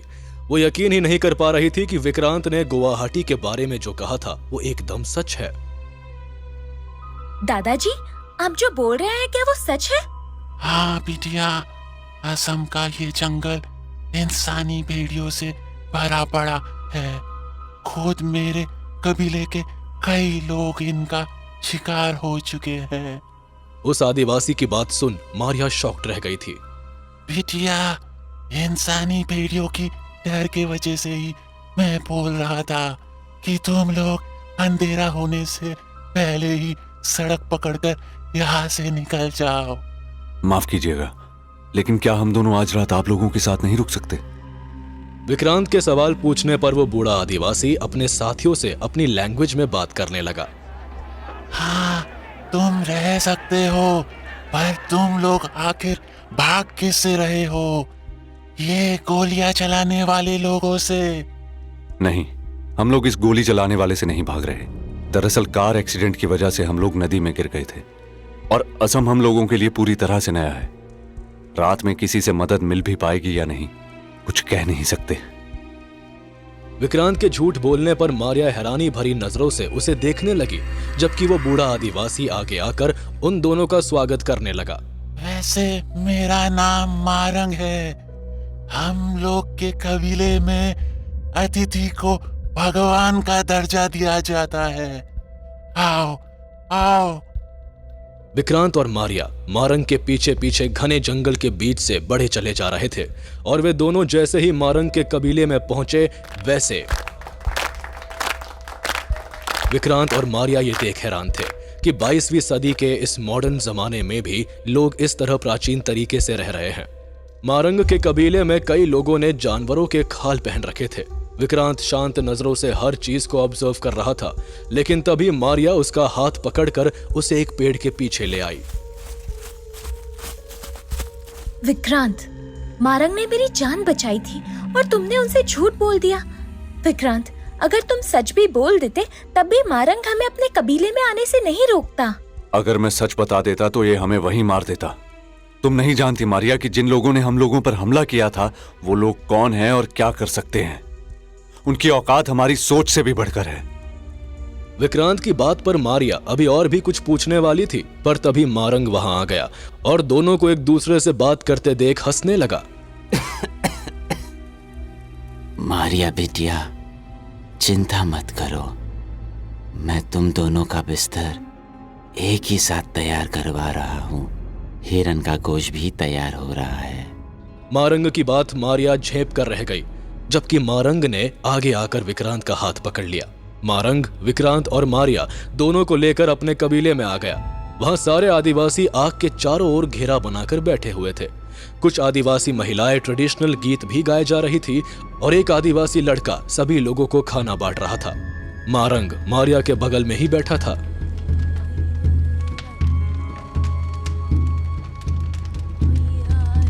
मारिया, तुमने मुझे दादाजी कहकर बुलाया। मुझे बहुत अच्छा लगा। मारंग के गुड नेचर को देख मारिया का मन कर रहा था कि वो मारंग को सब सच बता दे, लेकिन विक्रांत के बगल में होने की वजह से वो शांत ही रही। वैसे दादाजी, क्या आप मुझे इंसानी भेड़ियों के बारे में और कुछ बता सकते हैं? मारिया, असम के ये जंगल शुरू से ही इंसानी भेड़ियों से भरा हुआ है। हालांकि जैसे जैसे बाहरी लोग यहाँ असम के जंगलों में आने लगे, वैसे वैसे इनका प्रभाव कम तो हुआ, लेकिन इनका आतंक अभी भी कायम है। दादाजी, क्या आपने अपनी आंखों से इंसानी भेड़िया देखा है? मारिया ने जैसे ही ये सवाल किया, वैसे ही मारंग एक सेकंड को चुप हो गए और फिर अचानक ही अपने सीने पर मौजूद हिरन की खाल उतार दी। मारिया ने देखा कि मारंग के सीने में गहरे घाव के निशान मौजूद थे।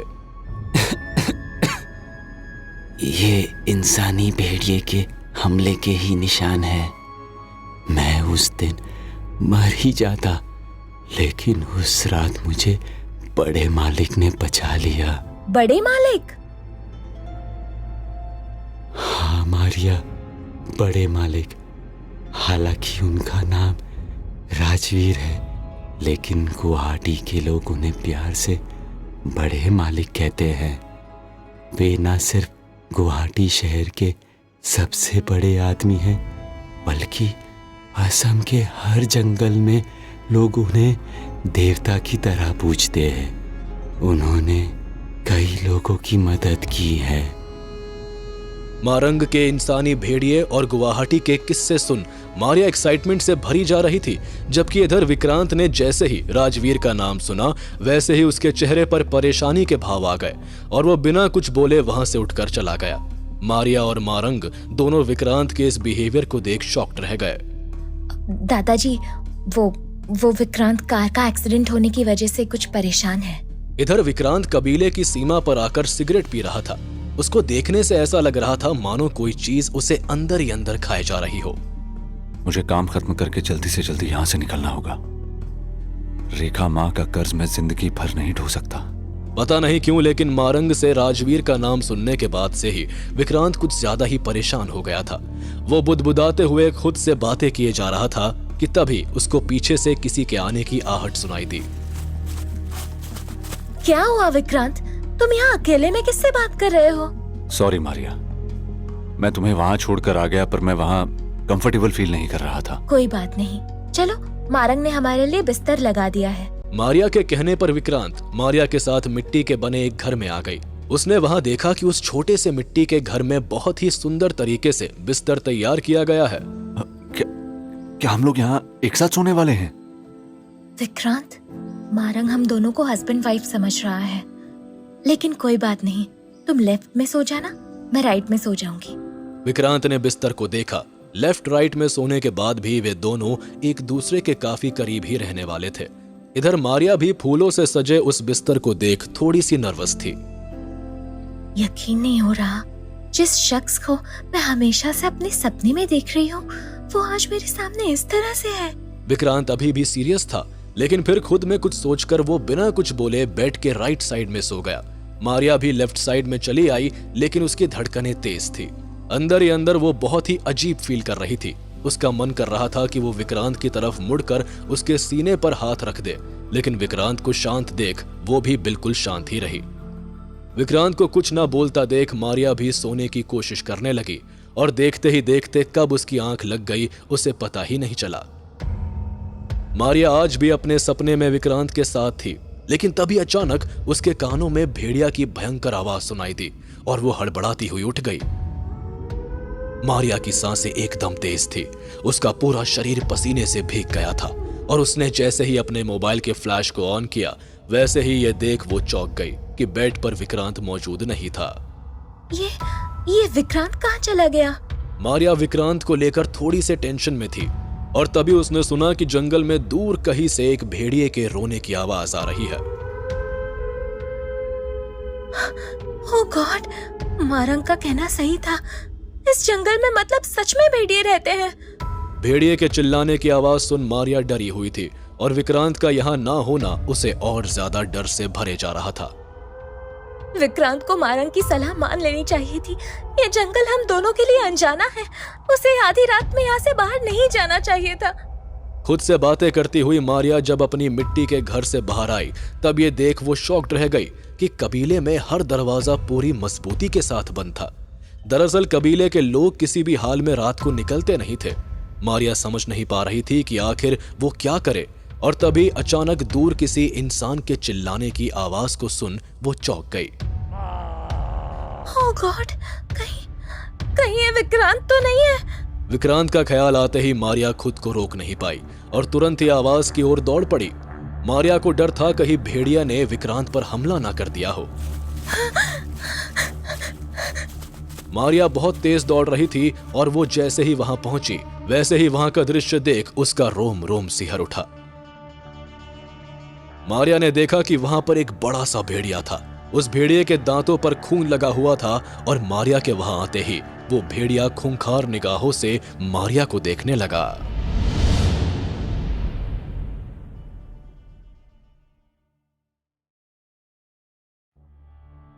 मारिया विक्रांत को खोजती हुई वहां चली आई थी, जहां पर इंसानी भेड़िया अपने शिकार को खा रहा था। उस इंसानी भेड़िए के मुंह में खून लगा हुआ था, और वो मारिया को घूर घूर कर देखे जा रहा था। ओह गॉड, ये क्या है? अपने सामने इंसानी भेड़िए को देख मारिया तो जैसे कि मानो सुन्न सी हो गई। वो एक भी कदम ना तो आगे जा पा रही थी और ना ही पीछे।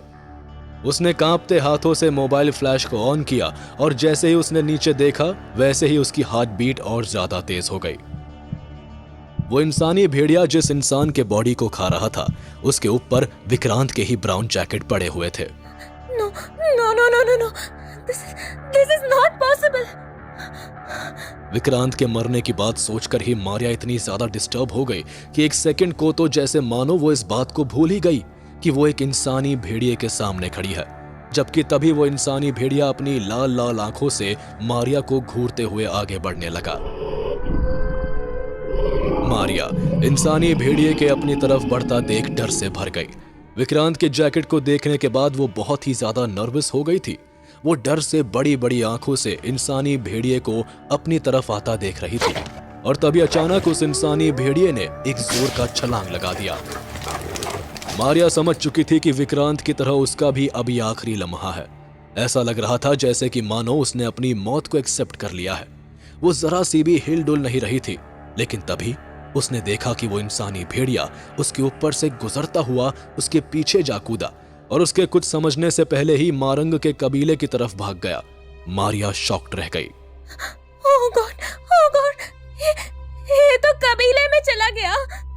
मारिया फुर्ती से पीछे मुड़ी थी, लेकिन भेड़िए को मारंग के कबीले की तरफ जाता देख वो और ज्यादा डर से भर गई। वो भी तुरंत ही दौड़ती हुई कबीले की तरफ भागी।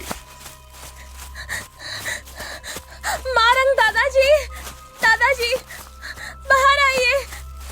इंसानी भेड़िया कबीले की ओर जा रहा है। उसने विक्रांत को मार दिया है। मारिया मदद के लिए चिल्लाती हुई कबीले की तरफ भागे जा रही थी, लेकिन उसके इतना चिल्लाने के बाद भी कबीले का कोई भी दरवाजा नहीं खुला। हर घर इस रूल को फॉलो कर रहा था कि कुछ भी हो जाए लेकिन रात को दरवाजा नहीं खुलेगा। मारिया भेड़िए का पीछा करती हुई अपने मिट्टी के घर तक आ पहुंची थी। वो हैरान थी कि आखिर वो इंसानी भेड़िया उसे वापस उसी के घर तक क्यों ले आया। उसने हैरानी से चारों ओर देखा, लेकिन वहां पर कोई नहीं था। इंसानी भेड़िया कबीले से होते हुए फिर से जंगल के अंधेरे में समा गया था। मैं अब क्या करूं? उसने विक्रांत को मार दिया। विक्रांत मेरे कहने पर यहाँ आया था, लेकिन ओह गॉड, अब मैं खुद से नजरें कैसे मिलाऊंगी? मारिया बुरी तरह से रो रही थी। वो जानती थी कि उसने न सिर्फ अपने सबसे बड़े मददगार को खो दिया है, बल्कि अपने उस अधूरे प्यार को भी खो दिया, जिसे कि वो हमेशा सपनों में देखा करती थी। ये हमेशा मेरे साथ ही क्यों होता है? माँ का किडनैप होना और अब ये। हे भगवान, तू मेरे साथ ही ये सब। ओ विक्रांत, मैं तुमसे अपने दिल की बात भी नहीं कह पाई। अब क्या होगा? मारिया रोती हुई लगातार खुद को कोसती जा रही थी। विक्रांत के मरने की बात सोचकर वो इतना ज्यादा शौक में चली गई थी कि उसको इस बात का भी होश नहीं रहा कि उसके आसपास किसी के चलने की आहट भी हो रही है। शायद एक सेकंड को मारिया इस बात को भूल गई थी कि वो असम के घने जंगल के बीच में है, और तभी अचानक उसके पीछे से एक भारी आवाज गूंजी। कौन सी दिल की बात नहीं कह पाई तुम मारिया? पीछे से आई विक्रांत की आवाज को सुन मारिया जैसे ही पीछे मुड़ी, वैसे ही अपने सामने विक्रांत को देख उसके चेहरे पर अजीब से भाव आ गए। वो यकीन नहीं कर पा रही थी उसके सामने विक्रांत जिंदा खड़ा है।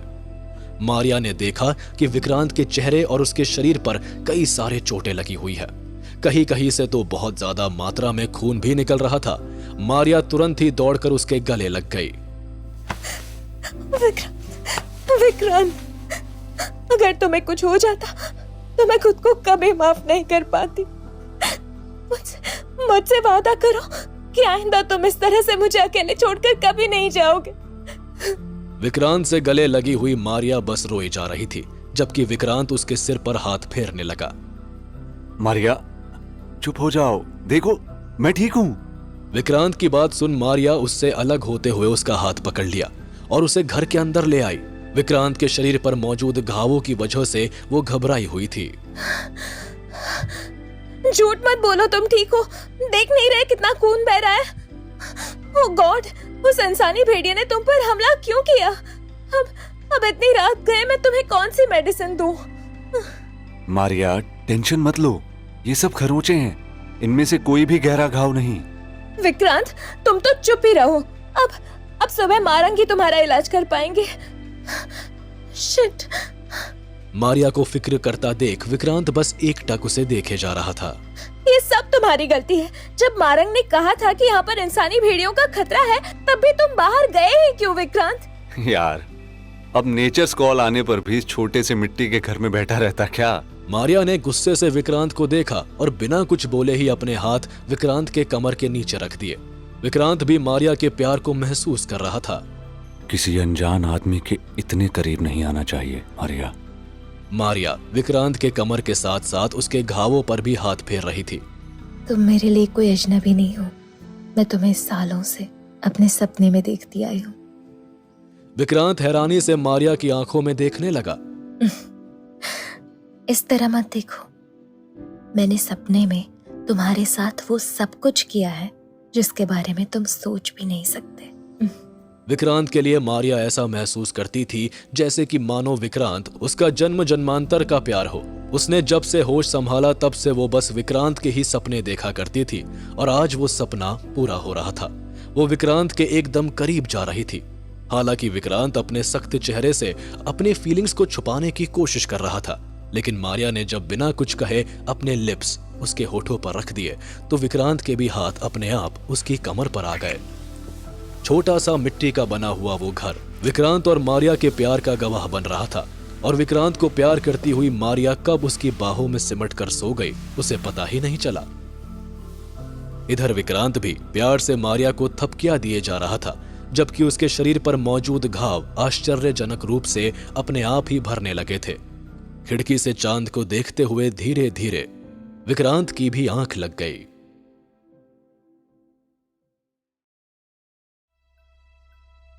विक्रांत की बाहों में सोने की वजह से मारिया को काफी अच्छी नींद आई थी और जब वो सुबह उठी तब उसने देखा कि विक्रांत सामान पैक कर रहा है। क्या हुआ विक्रांत? तुम सोए नहीं थे क्या? तुमने सोने ही कहाँ दिया? मारिया को अच्छी तरह से याद था कि रात में क्या हुआ था, लेकिन विक्रांत को फुल शर्ट में देख वो थोड़ी सी हैरान रह गई। पर विक्रांत, तुमने शर्ट क्यों पहन ली? तुम्हें अपने घावों पर मरहम नहीं लगाना है क्या? सारे घाव ठीक हो गए हैं मारिया। मारिया हैरान रह गई। उसे यकीन ही नहीं हो रहा था कि विक्रांत के घाव अपने आप भर गए। उसे अचानक से ये बात भी याद आई कि उसने विक्रांत के बंगले पर भी कुछ ऐसा ही देखा था। वो इस बारे में विक्रांत से और भी कुछ पूछना चाहती थी, पर तभी दरवाजे पर नॉक हुआ। मारिया बिटिया, दरवाजा खोलो। मारिया जब बाहर आई तब उसने देखा कि बाहर न सिर्फ मारंग बल्कि कबीले के सारे लोग मौजूद थे और मारंग ने जैसे ही पीछे पीछे आ रहे विक्रांत को देखा वैसे ही वो चौंक गए। कबीले के लोग भी आपस में बात करने लगे। विक्रांत बेटा, तुम ठीक हो? फिर मारिया बिटिया रात में चिल्ला क्यों रही थी? मारंग ने आगे आते हुए विक्रांत के सर पर प्यार से हाथ फेरा। ब्रह्म देवता का बहुत बहुत धन्यवाद कि उन्होंने हमारे अतिथियों को कुछ नहीं होने दिया,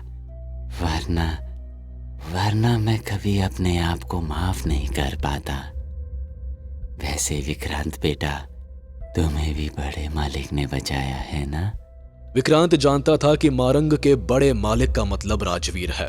वो समझ नहीं पा रहा था कि आखिर क्या जवाब दे, पर तभी एक आदिवासी उन लोगों के बीच दौड़ते हुए आगे आया। मारंग, कबीले के बाहर बड़े मालिक के लोगों की लाशें पड़ी है। आदिवासियों की बात सुनते ही मारंग के चेहरे पर डर के भाव आ गए। ये पहली बार है जब इंसानी भेड़िए ने बड़े मालिक के लोगों को मारा है। अब बड़े मालिक किसी को नहीं छोड़ेंगे। मारंग की बात सुन विक्रांत शांत था, लेकिन ना जाने क्यों मारंग से काफी डरा हुआ लगने लगा था। मारंग और वो लाशों को देखने के लिए बड़े मालिक के लोग भी आ रहे हैं। अपने साथी की बात सुन मारंग वहां से जाने वाला था। उसने मुड़कर विक्रांत और मारिया को देखा। विक्रांत, चलो तुम लोग भी बड़े मालिक के लोगों से मिल लेना। वे लोग तुम्हारी मदद कर सकते हैं। नहीं मारंग, आपने रात में रुकने को जगह दी, वही हम लोगों के लिए बहुत था। हम लोग खुद चले जाएंगे। मारंग के साथ साथ मारिया को भी हैरानी हुई कि विक्रांत आखिर गुवाहाटी के सबसे बड़े आदमी की मदद लेने से इनकार क्यों कर रहा है। विक्रांत, हमें बड़े मालिक के लोगों से मिलना चाहिए, वो मेरी माँ को ढूंढने में मदद कर सकते हैं। मारिया को उम्मीद थी कि विक्रांत उसकी बात समझेगा, लेकिन विक्रांत ने उसकी बात का कोई जवाब नहीं दिया और मारंग को देखते हुए हाथ जोड़ लिया। मारंग, आपने जो किया उसके लिए आपका बहुत बहुत धन्यवाद। उम्मीद है आपसे फिर मुलाकात होगी।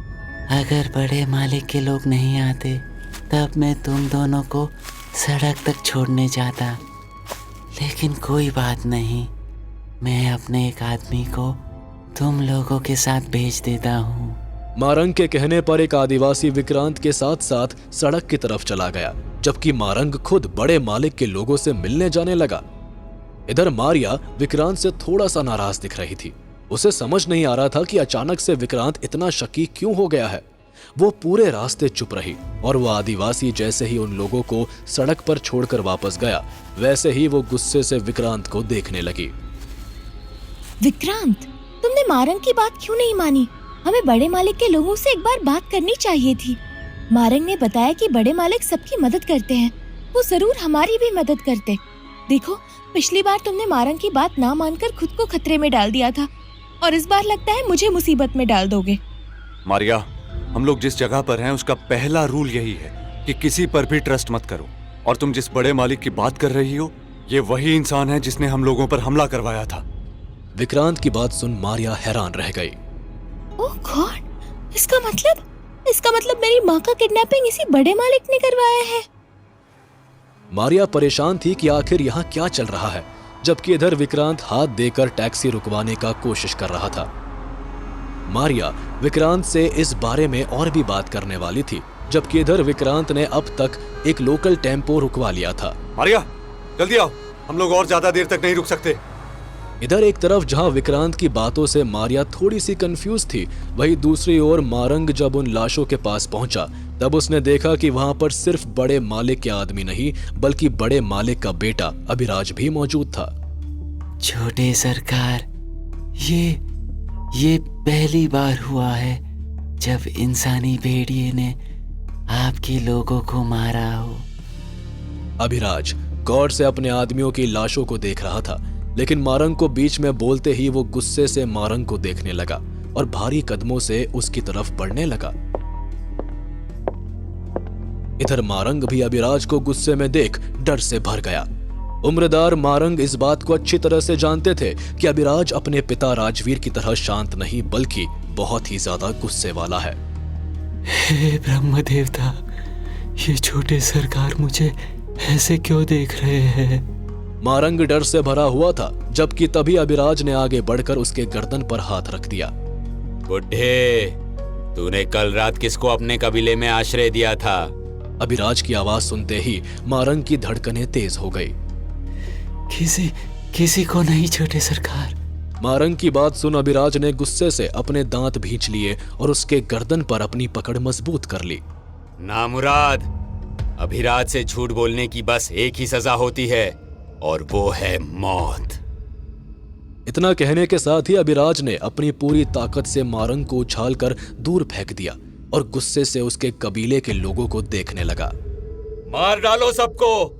अभिराज के ऑर्डर देते ही उसके सारे आदमियों ने फायरिंग ओपन कर दिया।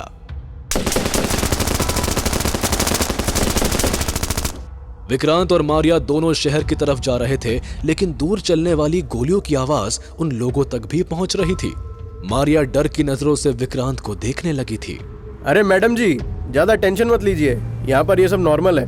मारिया ने कोई जवाब नहीं दिया, वो बस नजरें फेर कर बाहर की तरफ देखने लगी। माफ करना मारंग।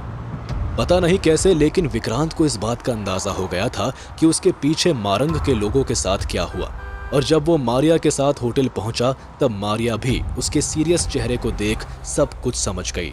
विक्रांत, उसने सबको मार दिया होगा ना? विक्रांत ने कोई जवाब नहीं दिया, वो बस अपने बैग से एक डायरी निकालकर उसको गौर से देखने लगा। विक्रांत, क्या कर रहे हो तुम? कुछ बोलते क्यों नहीं? मारिया, मैं उन पुराने लोगों के एड्रेस ढूंढ रहा हूँ जो यहाँ पर हमारी मदद कर सकते हैं। विक्रांत, क्या तुम यहाँ पहले भी रह चुके हो? विक्रांत मारिया के इस सवाल का जवाब देने वाला था पर तभी उसके दरवाजे पर भारी नॉक हुआ। दरवाजा खोलो।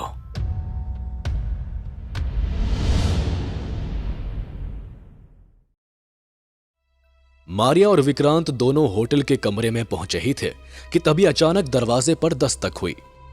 मैंने कहा दरवाजा खोलो।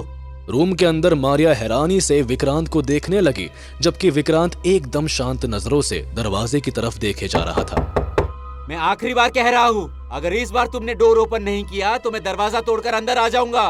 विक्रांत ने होठों पर हाथ रखकर मारिया को शांत रहने का इशारा किया और दरवाजे के पास चला गया। कहीं राजवीर के लोग यहाँ तक तो नहीं आ गए? विक्रांत अलर्ट था और उसने बहुत ही सावधानी से डोर को ओपन किया। दरवाजे पर कोई और नहीं बल्कि होटल का मैनेजर था। उसने अपने हाथ में एंट्री बुक ले रखी थी। विक्रांत और मारिया, तुम दोनों अभी के अभी मेरे होटल से निकल जाओ। विक्रांत ने नोटिस किया वो मैनेजर एंट्री बुक में उसके नाम को गौर से पढ़े जा रहा था। पर हुआ क्या है? हमने तो आपको एडवांस में 10 दिन के पैसे भी दिए हैं। पैसे वैसे भूल जाओ, वो रिटर्न नहीं मिलने वाले, और अगर तुम जल्दी यहाँ से नहीं निकले तो मैं बड़े मालिक को इन्फॉर्म कर दूंगा। विक्रांत अभी भी कंफ्यूज था, जबकि उस मैनेजर ने एक्सप्लेन करते हुए आगे बताया कि अभी अभी उसके ग्रुप में मैसेज आया है कि मारिया और विक्रांत नाम के कोई कपल अगर किसी होटल में आते हैं तो उन्हें रुकने ना दिया जाए। विक्रांत चारों तरफ राजवीर के पहुंच को महसूस कर रहा था। वो इस बात को अच्छी तरह से देख रहा था कि बड़े मालिक उर्फ राजवीर की पहचान न सिर्फ जंगल में बल्कि शहर में भी बहुत बड़े स्तर पर है। वो तुरंत ही अपना सामान पैक करके कमरे से बाहर आ गया। विक्रांत, अब हम लोग कहाँ जाएंगे? मेरे घर पर। मारिया गौर कर रही थी कि जगह जगह पर लंबे काले जैकेट पहने हुए लोग मौजूद थे। यह अंदाजा लगाना मुश्किल था कि कौन आम आदमी है और कौन बड़े मालिक का गुंडा। विक्रांत, पर हम इन लोगों से बच के जाएंगे कैसे? विक्रांत ने चलते हुए ही फुटपाथ से मास्क खरीद लिया और फिर एक टैक्सी को पकड़कर अपनी मंजिल की ओर जाने लगा। रास्ते में जाते हुए मारिया ये देख हैरान रह गई कि विक्रांत टैक्सी ड्राइवर से उसी की लैंग्वेज में बात कर रहा है।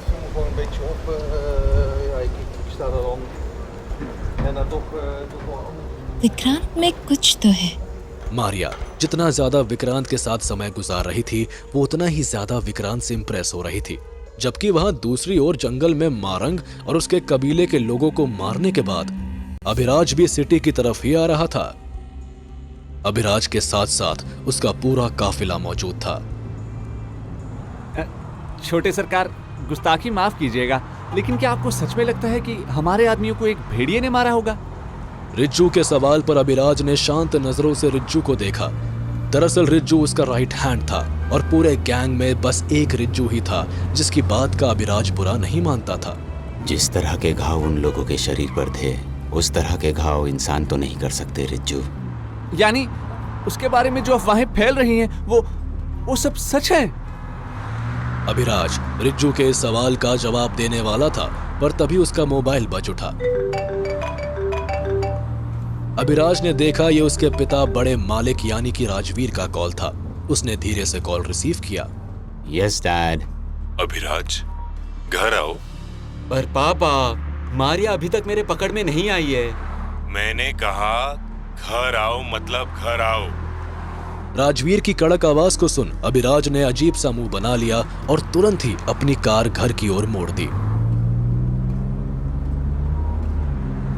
इधर राजवीर अपने बड़े से आलीशान बंगले में मौजूद थे। उनके आसपास कई सारे सर्वेंट्स मौजूद थे और वही कोने में एक पतला दुबला आदिवासी बैठा हुआ था। राजवीर उसके पास आ गया और उसके कंधों पर हाथ रखते हुए उसे खड़ा कर दिया। मुझे माफ करना भाई कि छोटे सरकार ने तुम्हारे कबीले के साथ ऐसा किया, लेकिन अब से दोबारा ऐसा कुछ भी नहीं होगा। मैं तुम्हारे लिए साल भर के खाने पीने का राशन भेज देता हूँ। राजवीर की बात पर उस आदिवासी ने हाथ जोड़ लिया। उसकी आंखों में आंसू थे। बड़े मालिक, आपने मुझसे बात की वही मेरे लिए बहुत है। आपके जैसा कोई नहीं बन सकता, छोटे सरकार भी नहीं। आदिवासी की बात सुन राजवीर ने उसके सिर पर प्यार से हाथ फेरा और उसे वहां से भेज दिया। उस आदिवासी के वहां से जाते ही अभिराज अपने काफिले के साथ वहां आ पहुंचा और तभी राजवीर एकदम सख्त चेहरे के साथ उसके सामने आ गए।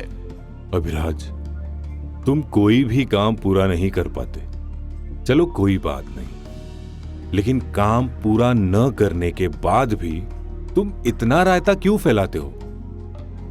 अभिराज को समझते देर ना लगी कि मारंग और उसके कबीले के सामूहिक हत्या की खबर उसके पिता राजवीर तक आ पहुंची है। पर डैड, उस कबीले ने उन दोनों को आश्रय दिया था। अगर तुम्हारे आदमी मुंबई में सही तरह से काम करते तो वो यहां तक पहुंचता ही नहीं।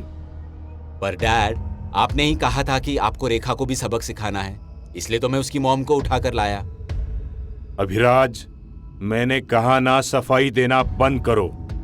राजवीर की यह आवाज इतनी ज्यादा ऊंची थी कि न सिर्फ अभिराज पूरी तरह से चुप हो गया, बल्कि राजवीर के उस बड़ी सी हवेली में कैद रेखा और श्रेया तक भी उसकी गूंज पहुंची थी। राजवीर ने उन दोनों को मोटे मोटे जंजीरों से बांध रखा था और वे दोनों एक दूसरे से काफी दूर पर थे। श्रेया बेटा, लगता है मारिया और विक्रांत यहाँ तक आ पहुंचे हैं। अपनी माँ की बात सुन श्रेया उदास थी।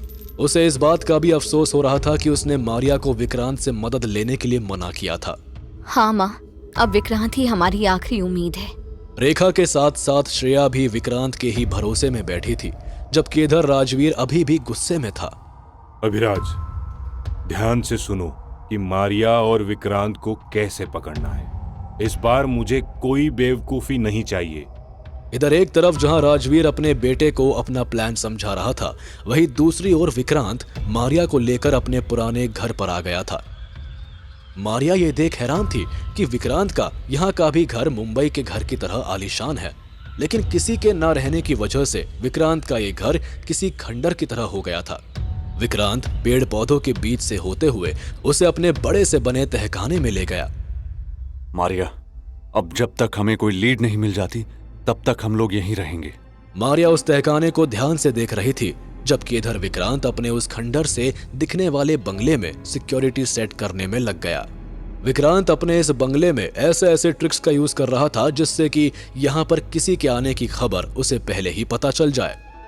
बंगले के चारों ओर सिक्योरिटी सेट करने में पूरा दिन कब निकल गया विक्रांत को पता ही नहीं चला, और रात में जब मारिया उसके बाहों में आकर सोई तब थकावट की वजह से जल्द ही उसकी आंखें लग गई। मारिया भी गहरी नींद में सो गई थी और काफी बाद जब उसने बाहर हो रहे शोर शराबे को सुना तो वो चौंकती हुई नींद से उठ गई। मारिया हड़बड़ाई हुई सी उठी थी और ये देख उसकी सांसें एकदम से तेज हो गई कि उसके बेड पर विक्रांत मौजूद नहीं था। ओह गॉड, बाहर तो कई सारे लोग हैं, पर ऐसे समय में विक्रांत कहाँ चला गया? मारिया ये सब सोच रही थी कि तभी बाहर से फायरिंग की आवाज सुन वो डर से कांपने लगी। इस बार डैडी ने सही किया है, अब इनका शिकार करने में मजा आएगा। अभिराज इतनी ऊंची आवाज में बात कर रहा था कि उसकी आवाज यहाँ तक आ रही थी, जबकि अभिराज की इस बात को सुन मारिया का चेहरा पसीने से भर गया। उसे समझ नहीं आ रहा था कि वो क्या करे, और तभी उसने ध्यान दिया कि उसे विक्रांत की करहाने की आवाज सुनाई दे रही है।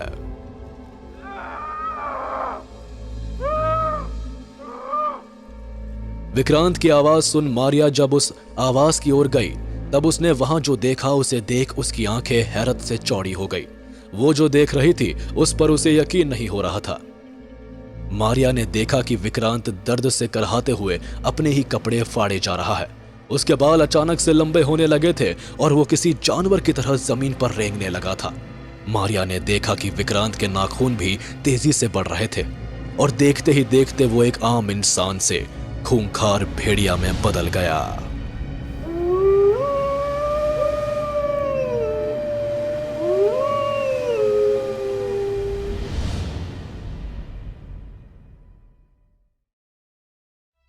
विक्रांत को भेड़िया बनता देख मारिया की आंखें फटी की फटी रह गई। ये विक्रांत भेड़िया? मतलब मुझे जो सपना बार बार आया करता था वो सच था? मारिया समझ नहीं पा रही थी कि इतना हैंडसम दिखने वाला विक्रांत अगले ही पल में इतना डरावना भेड़िया कैसे बन गया। मारिया की आंखें विक्रांत को देख रही थी। हे भगवान, अब मैं क्या करूं? मैं विक्रांत के पास जाऊं? नहीं, कुछ समझ में नहीं आ रहा है।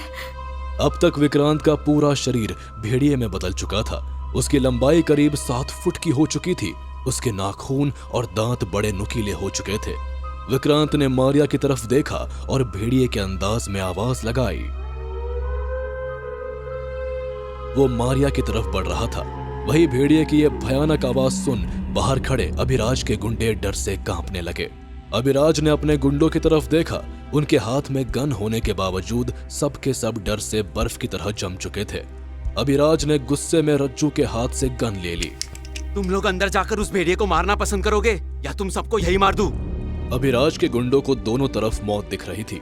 वो डरते हुए धीरे धीरे विक्रांत के घर के मेन गेट के अंदर घुसने लगे। अभिराज भाई, मुझे नहीं लगता विक्रांत को पकड़ने का ये सही टाइम है। सही टाइम यही है रज्जू। आज मैं किसी भी कीमत पर उसे जाने नहीं दूंगा। लेकिन भाई वहाँ भेड़िया है। इसी दिन का तो कब से इंतजार कर रहा था मैं। अभिराज की बातों से लग रहा था वो इस भेड़िए से लड़ने को कब से बेताब है। वहीं दूसरी तरफ अभिराज के गुंडे धीमे धीमे कदमों के साथ विक्रांत के घर में घुस गए। वहां बिल्कुल सन्नाटा था, जैसे वहां कोई भी नहीं रहता हो। उनके कदमों की आवाज भी साफ सुनाई दे रही थी। सुनो, सारे लोग आसपास ही रहना। उस गुंडे की बात मान सारे उसके पीछे पीछे चलने लगे। तभी पीछे चल रहे गुंडे ने भेड़िए की गुर्राने की आवाज सुनी। उसने मुड़कर देखा तो पीछे भेड़िया खड़ा था। उसके खुले जबड़े देख जैसे ही उस गुंडे ने गन चलाने की कोशिश की, भेड़िया ने अपने एक ही वार में उसकी गर्दन धड़ से अलग कर दी। इसे मारा नहीं तो ये किसी को छोड़ेगा नहीं। भून के रख दो इसे।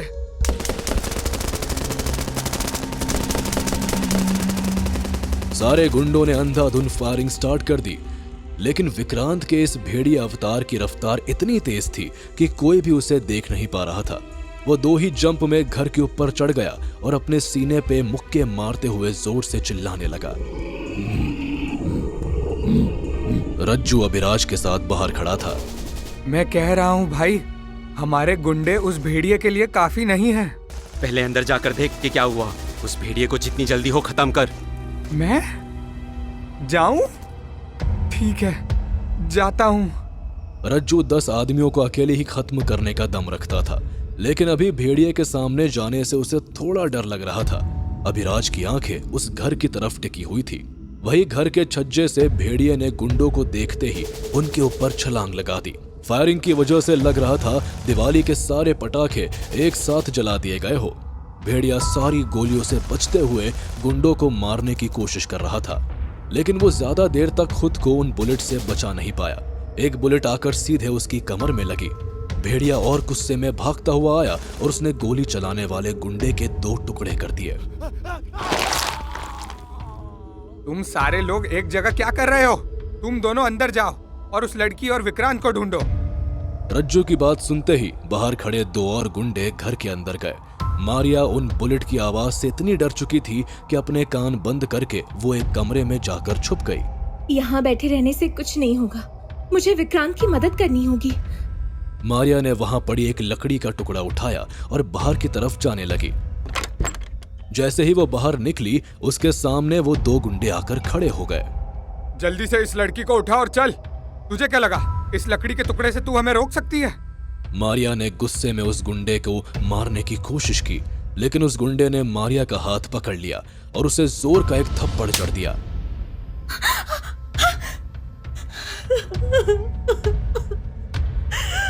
विक्रांत!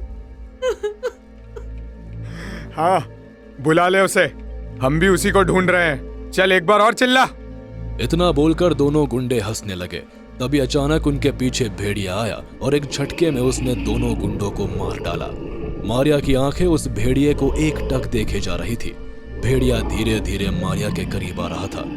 वो मारिया के करीब आकर उसे छूने ही वाला था कि तभी सारे गुंडों ने भेड़िए की तरफ फायरिंग स्टार्ट कर दी। भेड़िए ने तुरंत मारिया को उठाया और एक ही जंप में पीछे के रास्ते से जंगल में घुस गया। ये तो भाग गया और साथ में उस लड़की को भी ले गया। अभिराज भाई तो अब इधर ही हूँ मैं रज्जू। अभी भी समझा नहीं? वो भेड़िया ही विक्रांत था। क्या? हाँ, अब फिर से मुझे पापा के सामने सर झुकाकर खड़ा होना पड़ेगा। उसके पापा राजवीर के गुस्से को अभिराज बहुत अच्छे से जानता था। वह ऐसा दरिंदा था कि लाश से भी अपना बदला लेने से नहीं रुकता था। रेखा और श्रेया को बंदी बनाने के पीछे भी उसका खास कारण था। राजवीर कैद खाने में रेखा और श्रेया से मिलने आया और रेखा के पास आकर खड़ा हो गया। मेरी मेहमान नवाजी में कोई कमी तो नहीं रह गई? मैं जानती हूँ तुम ये सब क्यों कर रहे हो। अभी तो खेल शुरू भी नहीं हुआ है रेखा। एक बार मारिया को पकड़ लूं, फिर देखना कैसे आतंक होता है। तुम अच्छा नहीं कर रहे हो। चुप! और जो तुमने सालों पहले किया था वो अच्छा था। अब मैं तुम्हारे परिवार के साथ क्या करता हूँ देखना। इतना बोलकर राजवीर वहां से चला गया। रेखा ने जो किया वो उसके बच्चों को भी भुगतना था। ये सुन उसका चेहरा उदास हो गया। मारिया बेटा, मुझे माफ करना। वहीं दूसरी तरफ भेड़िए मारिया को एक गटरनुमा जगह पर ले आया था। गोली लगने से उसके शरीर से खून बह रहा था। भेड़िए ने मारिया को वहां बैठाया और उठकर जाने की कोशिश करने लगा, लेकिन थकने की वजह से उसके पैर उसका साथ नहीं दे रहे थे। वो वहीं गिर पड़ा और धीरे धीरे उसकी आंखें बंद होने लगी। अपनी आंखें खोलो। मैं जानती हूँ तुम ही विक्रांत हो। प्लीज अपनी आंखें खोलो। मुझे अकेले छोड़कर मत जाओ विक्रांत।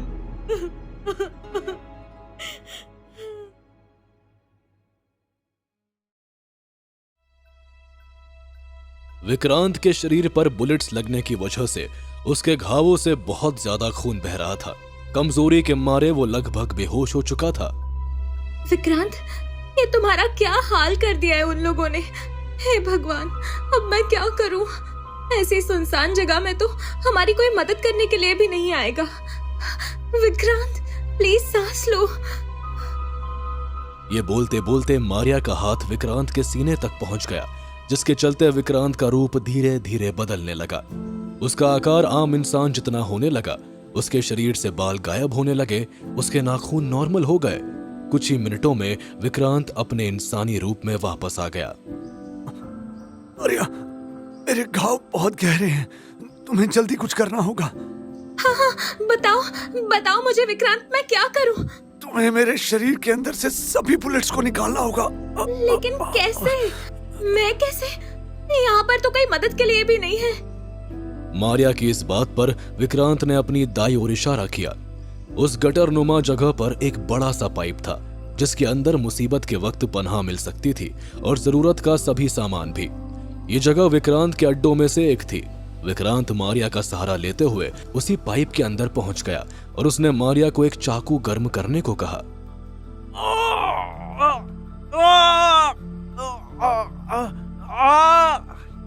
सॉरी, ज्यादा गर्म हो गया क्या?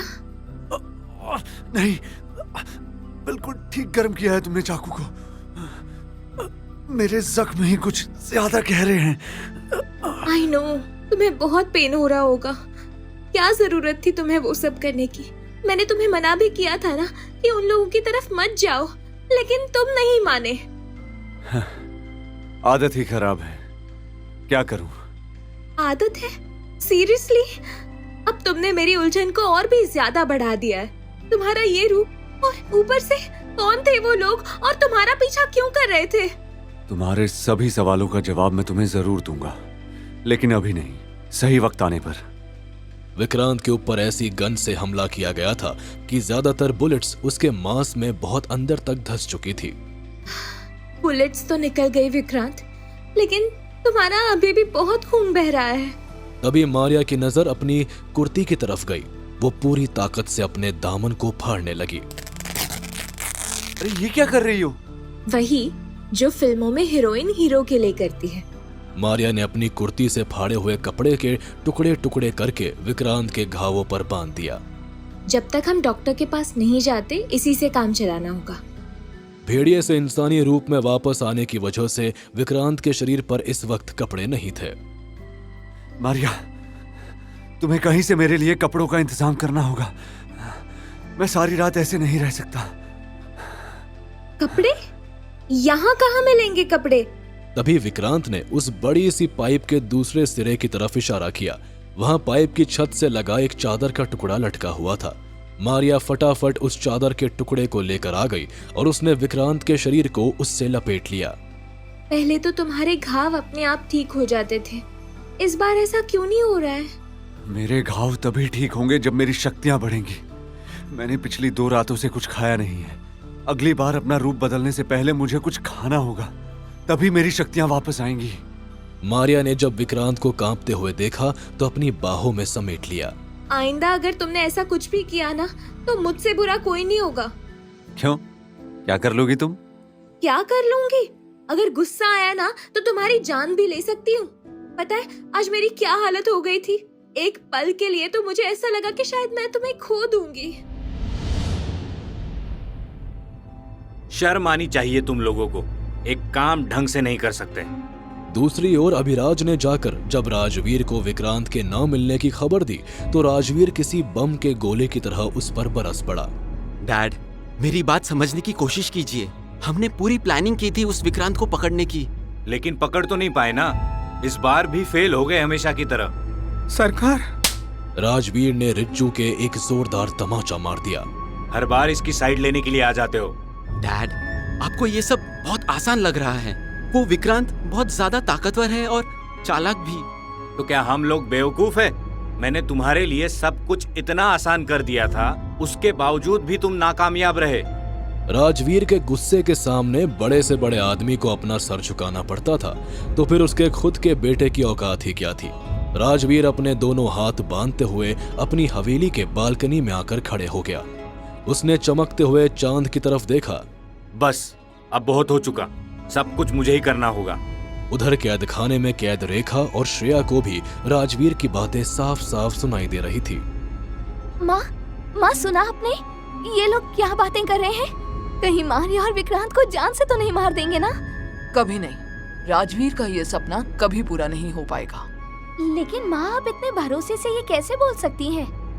क्योंकि मैं जानती हूँ कि विक्रांत की असलियत क्या है। आखिर ऐसा क्या है उस विक्रांत में? ये सुनकर रेखा के चेहरे के हाव भाव एकदम बदल गए। वो मुस्कुराते हुए बोली, विक्रांत कोई आम इंसान नहीं, इस पूरी दुनिया का राजकुमार है। दुनिया का राजकुमार? बस ये समझ लो कि वही बुराई के सामने अच्छाई का रक्षक है। धीरे धीरे विक्रांत को उसके जन्म लेने का मकसद पूरा करना होगा। उधर अभिराज अभी भी उसके पिता का विक्रांत के पीछे पड़े होने का कारण नहीं समझ पा रहा था। बस कीजिए डैड, आखिर आप उस विक्रांत के पीछे हाथ धोकर क्यों पड़े हुए हैं? क्योंकि मैं उसे अपने रास्ते से हटाना चाहता हूँ। लेकिन ऐसा करके आपको क्या मिलेगा? मारिया। जिस अंदाज में राजवीर ने मारिया का नाम लिया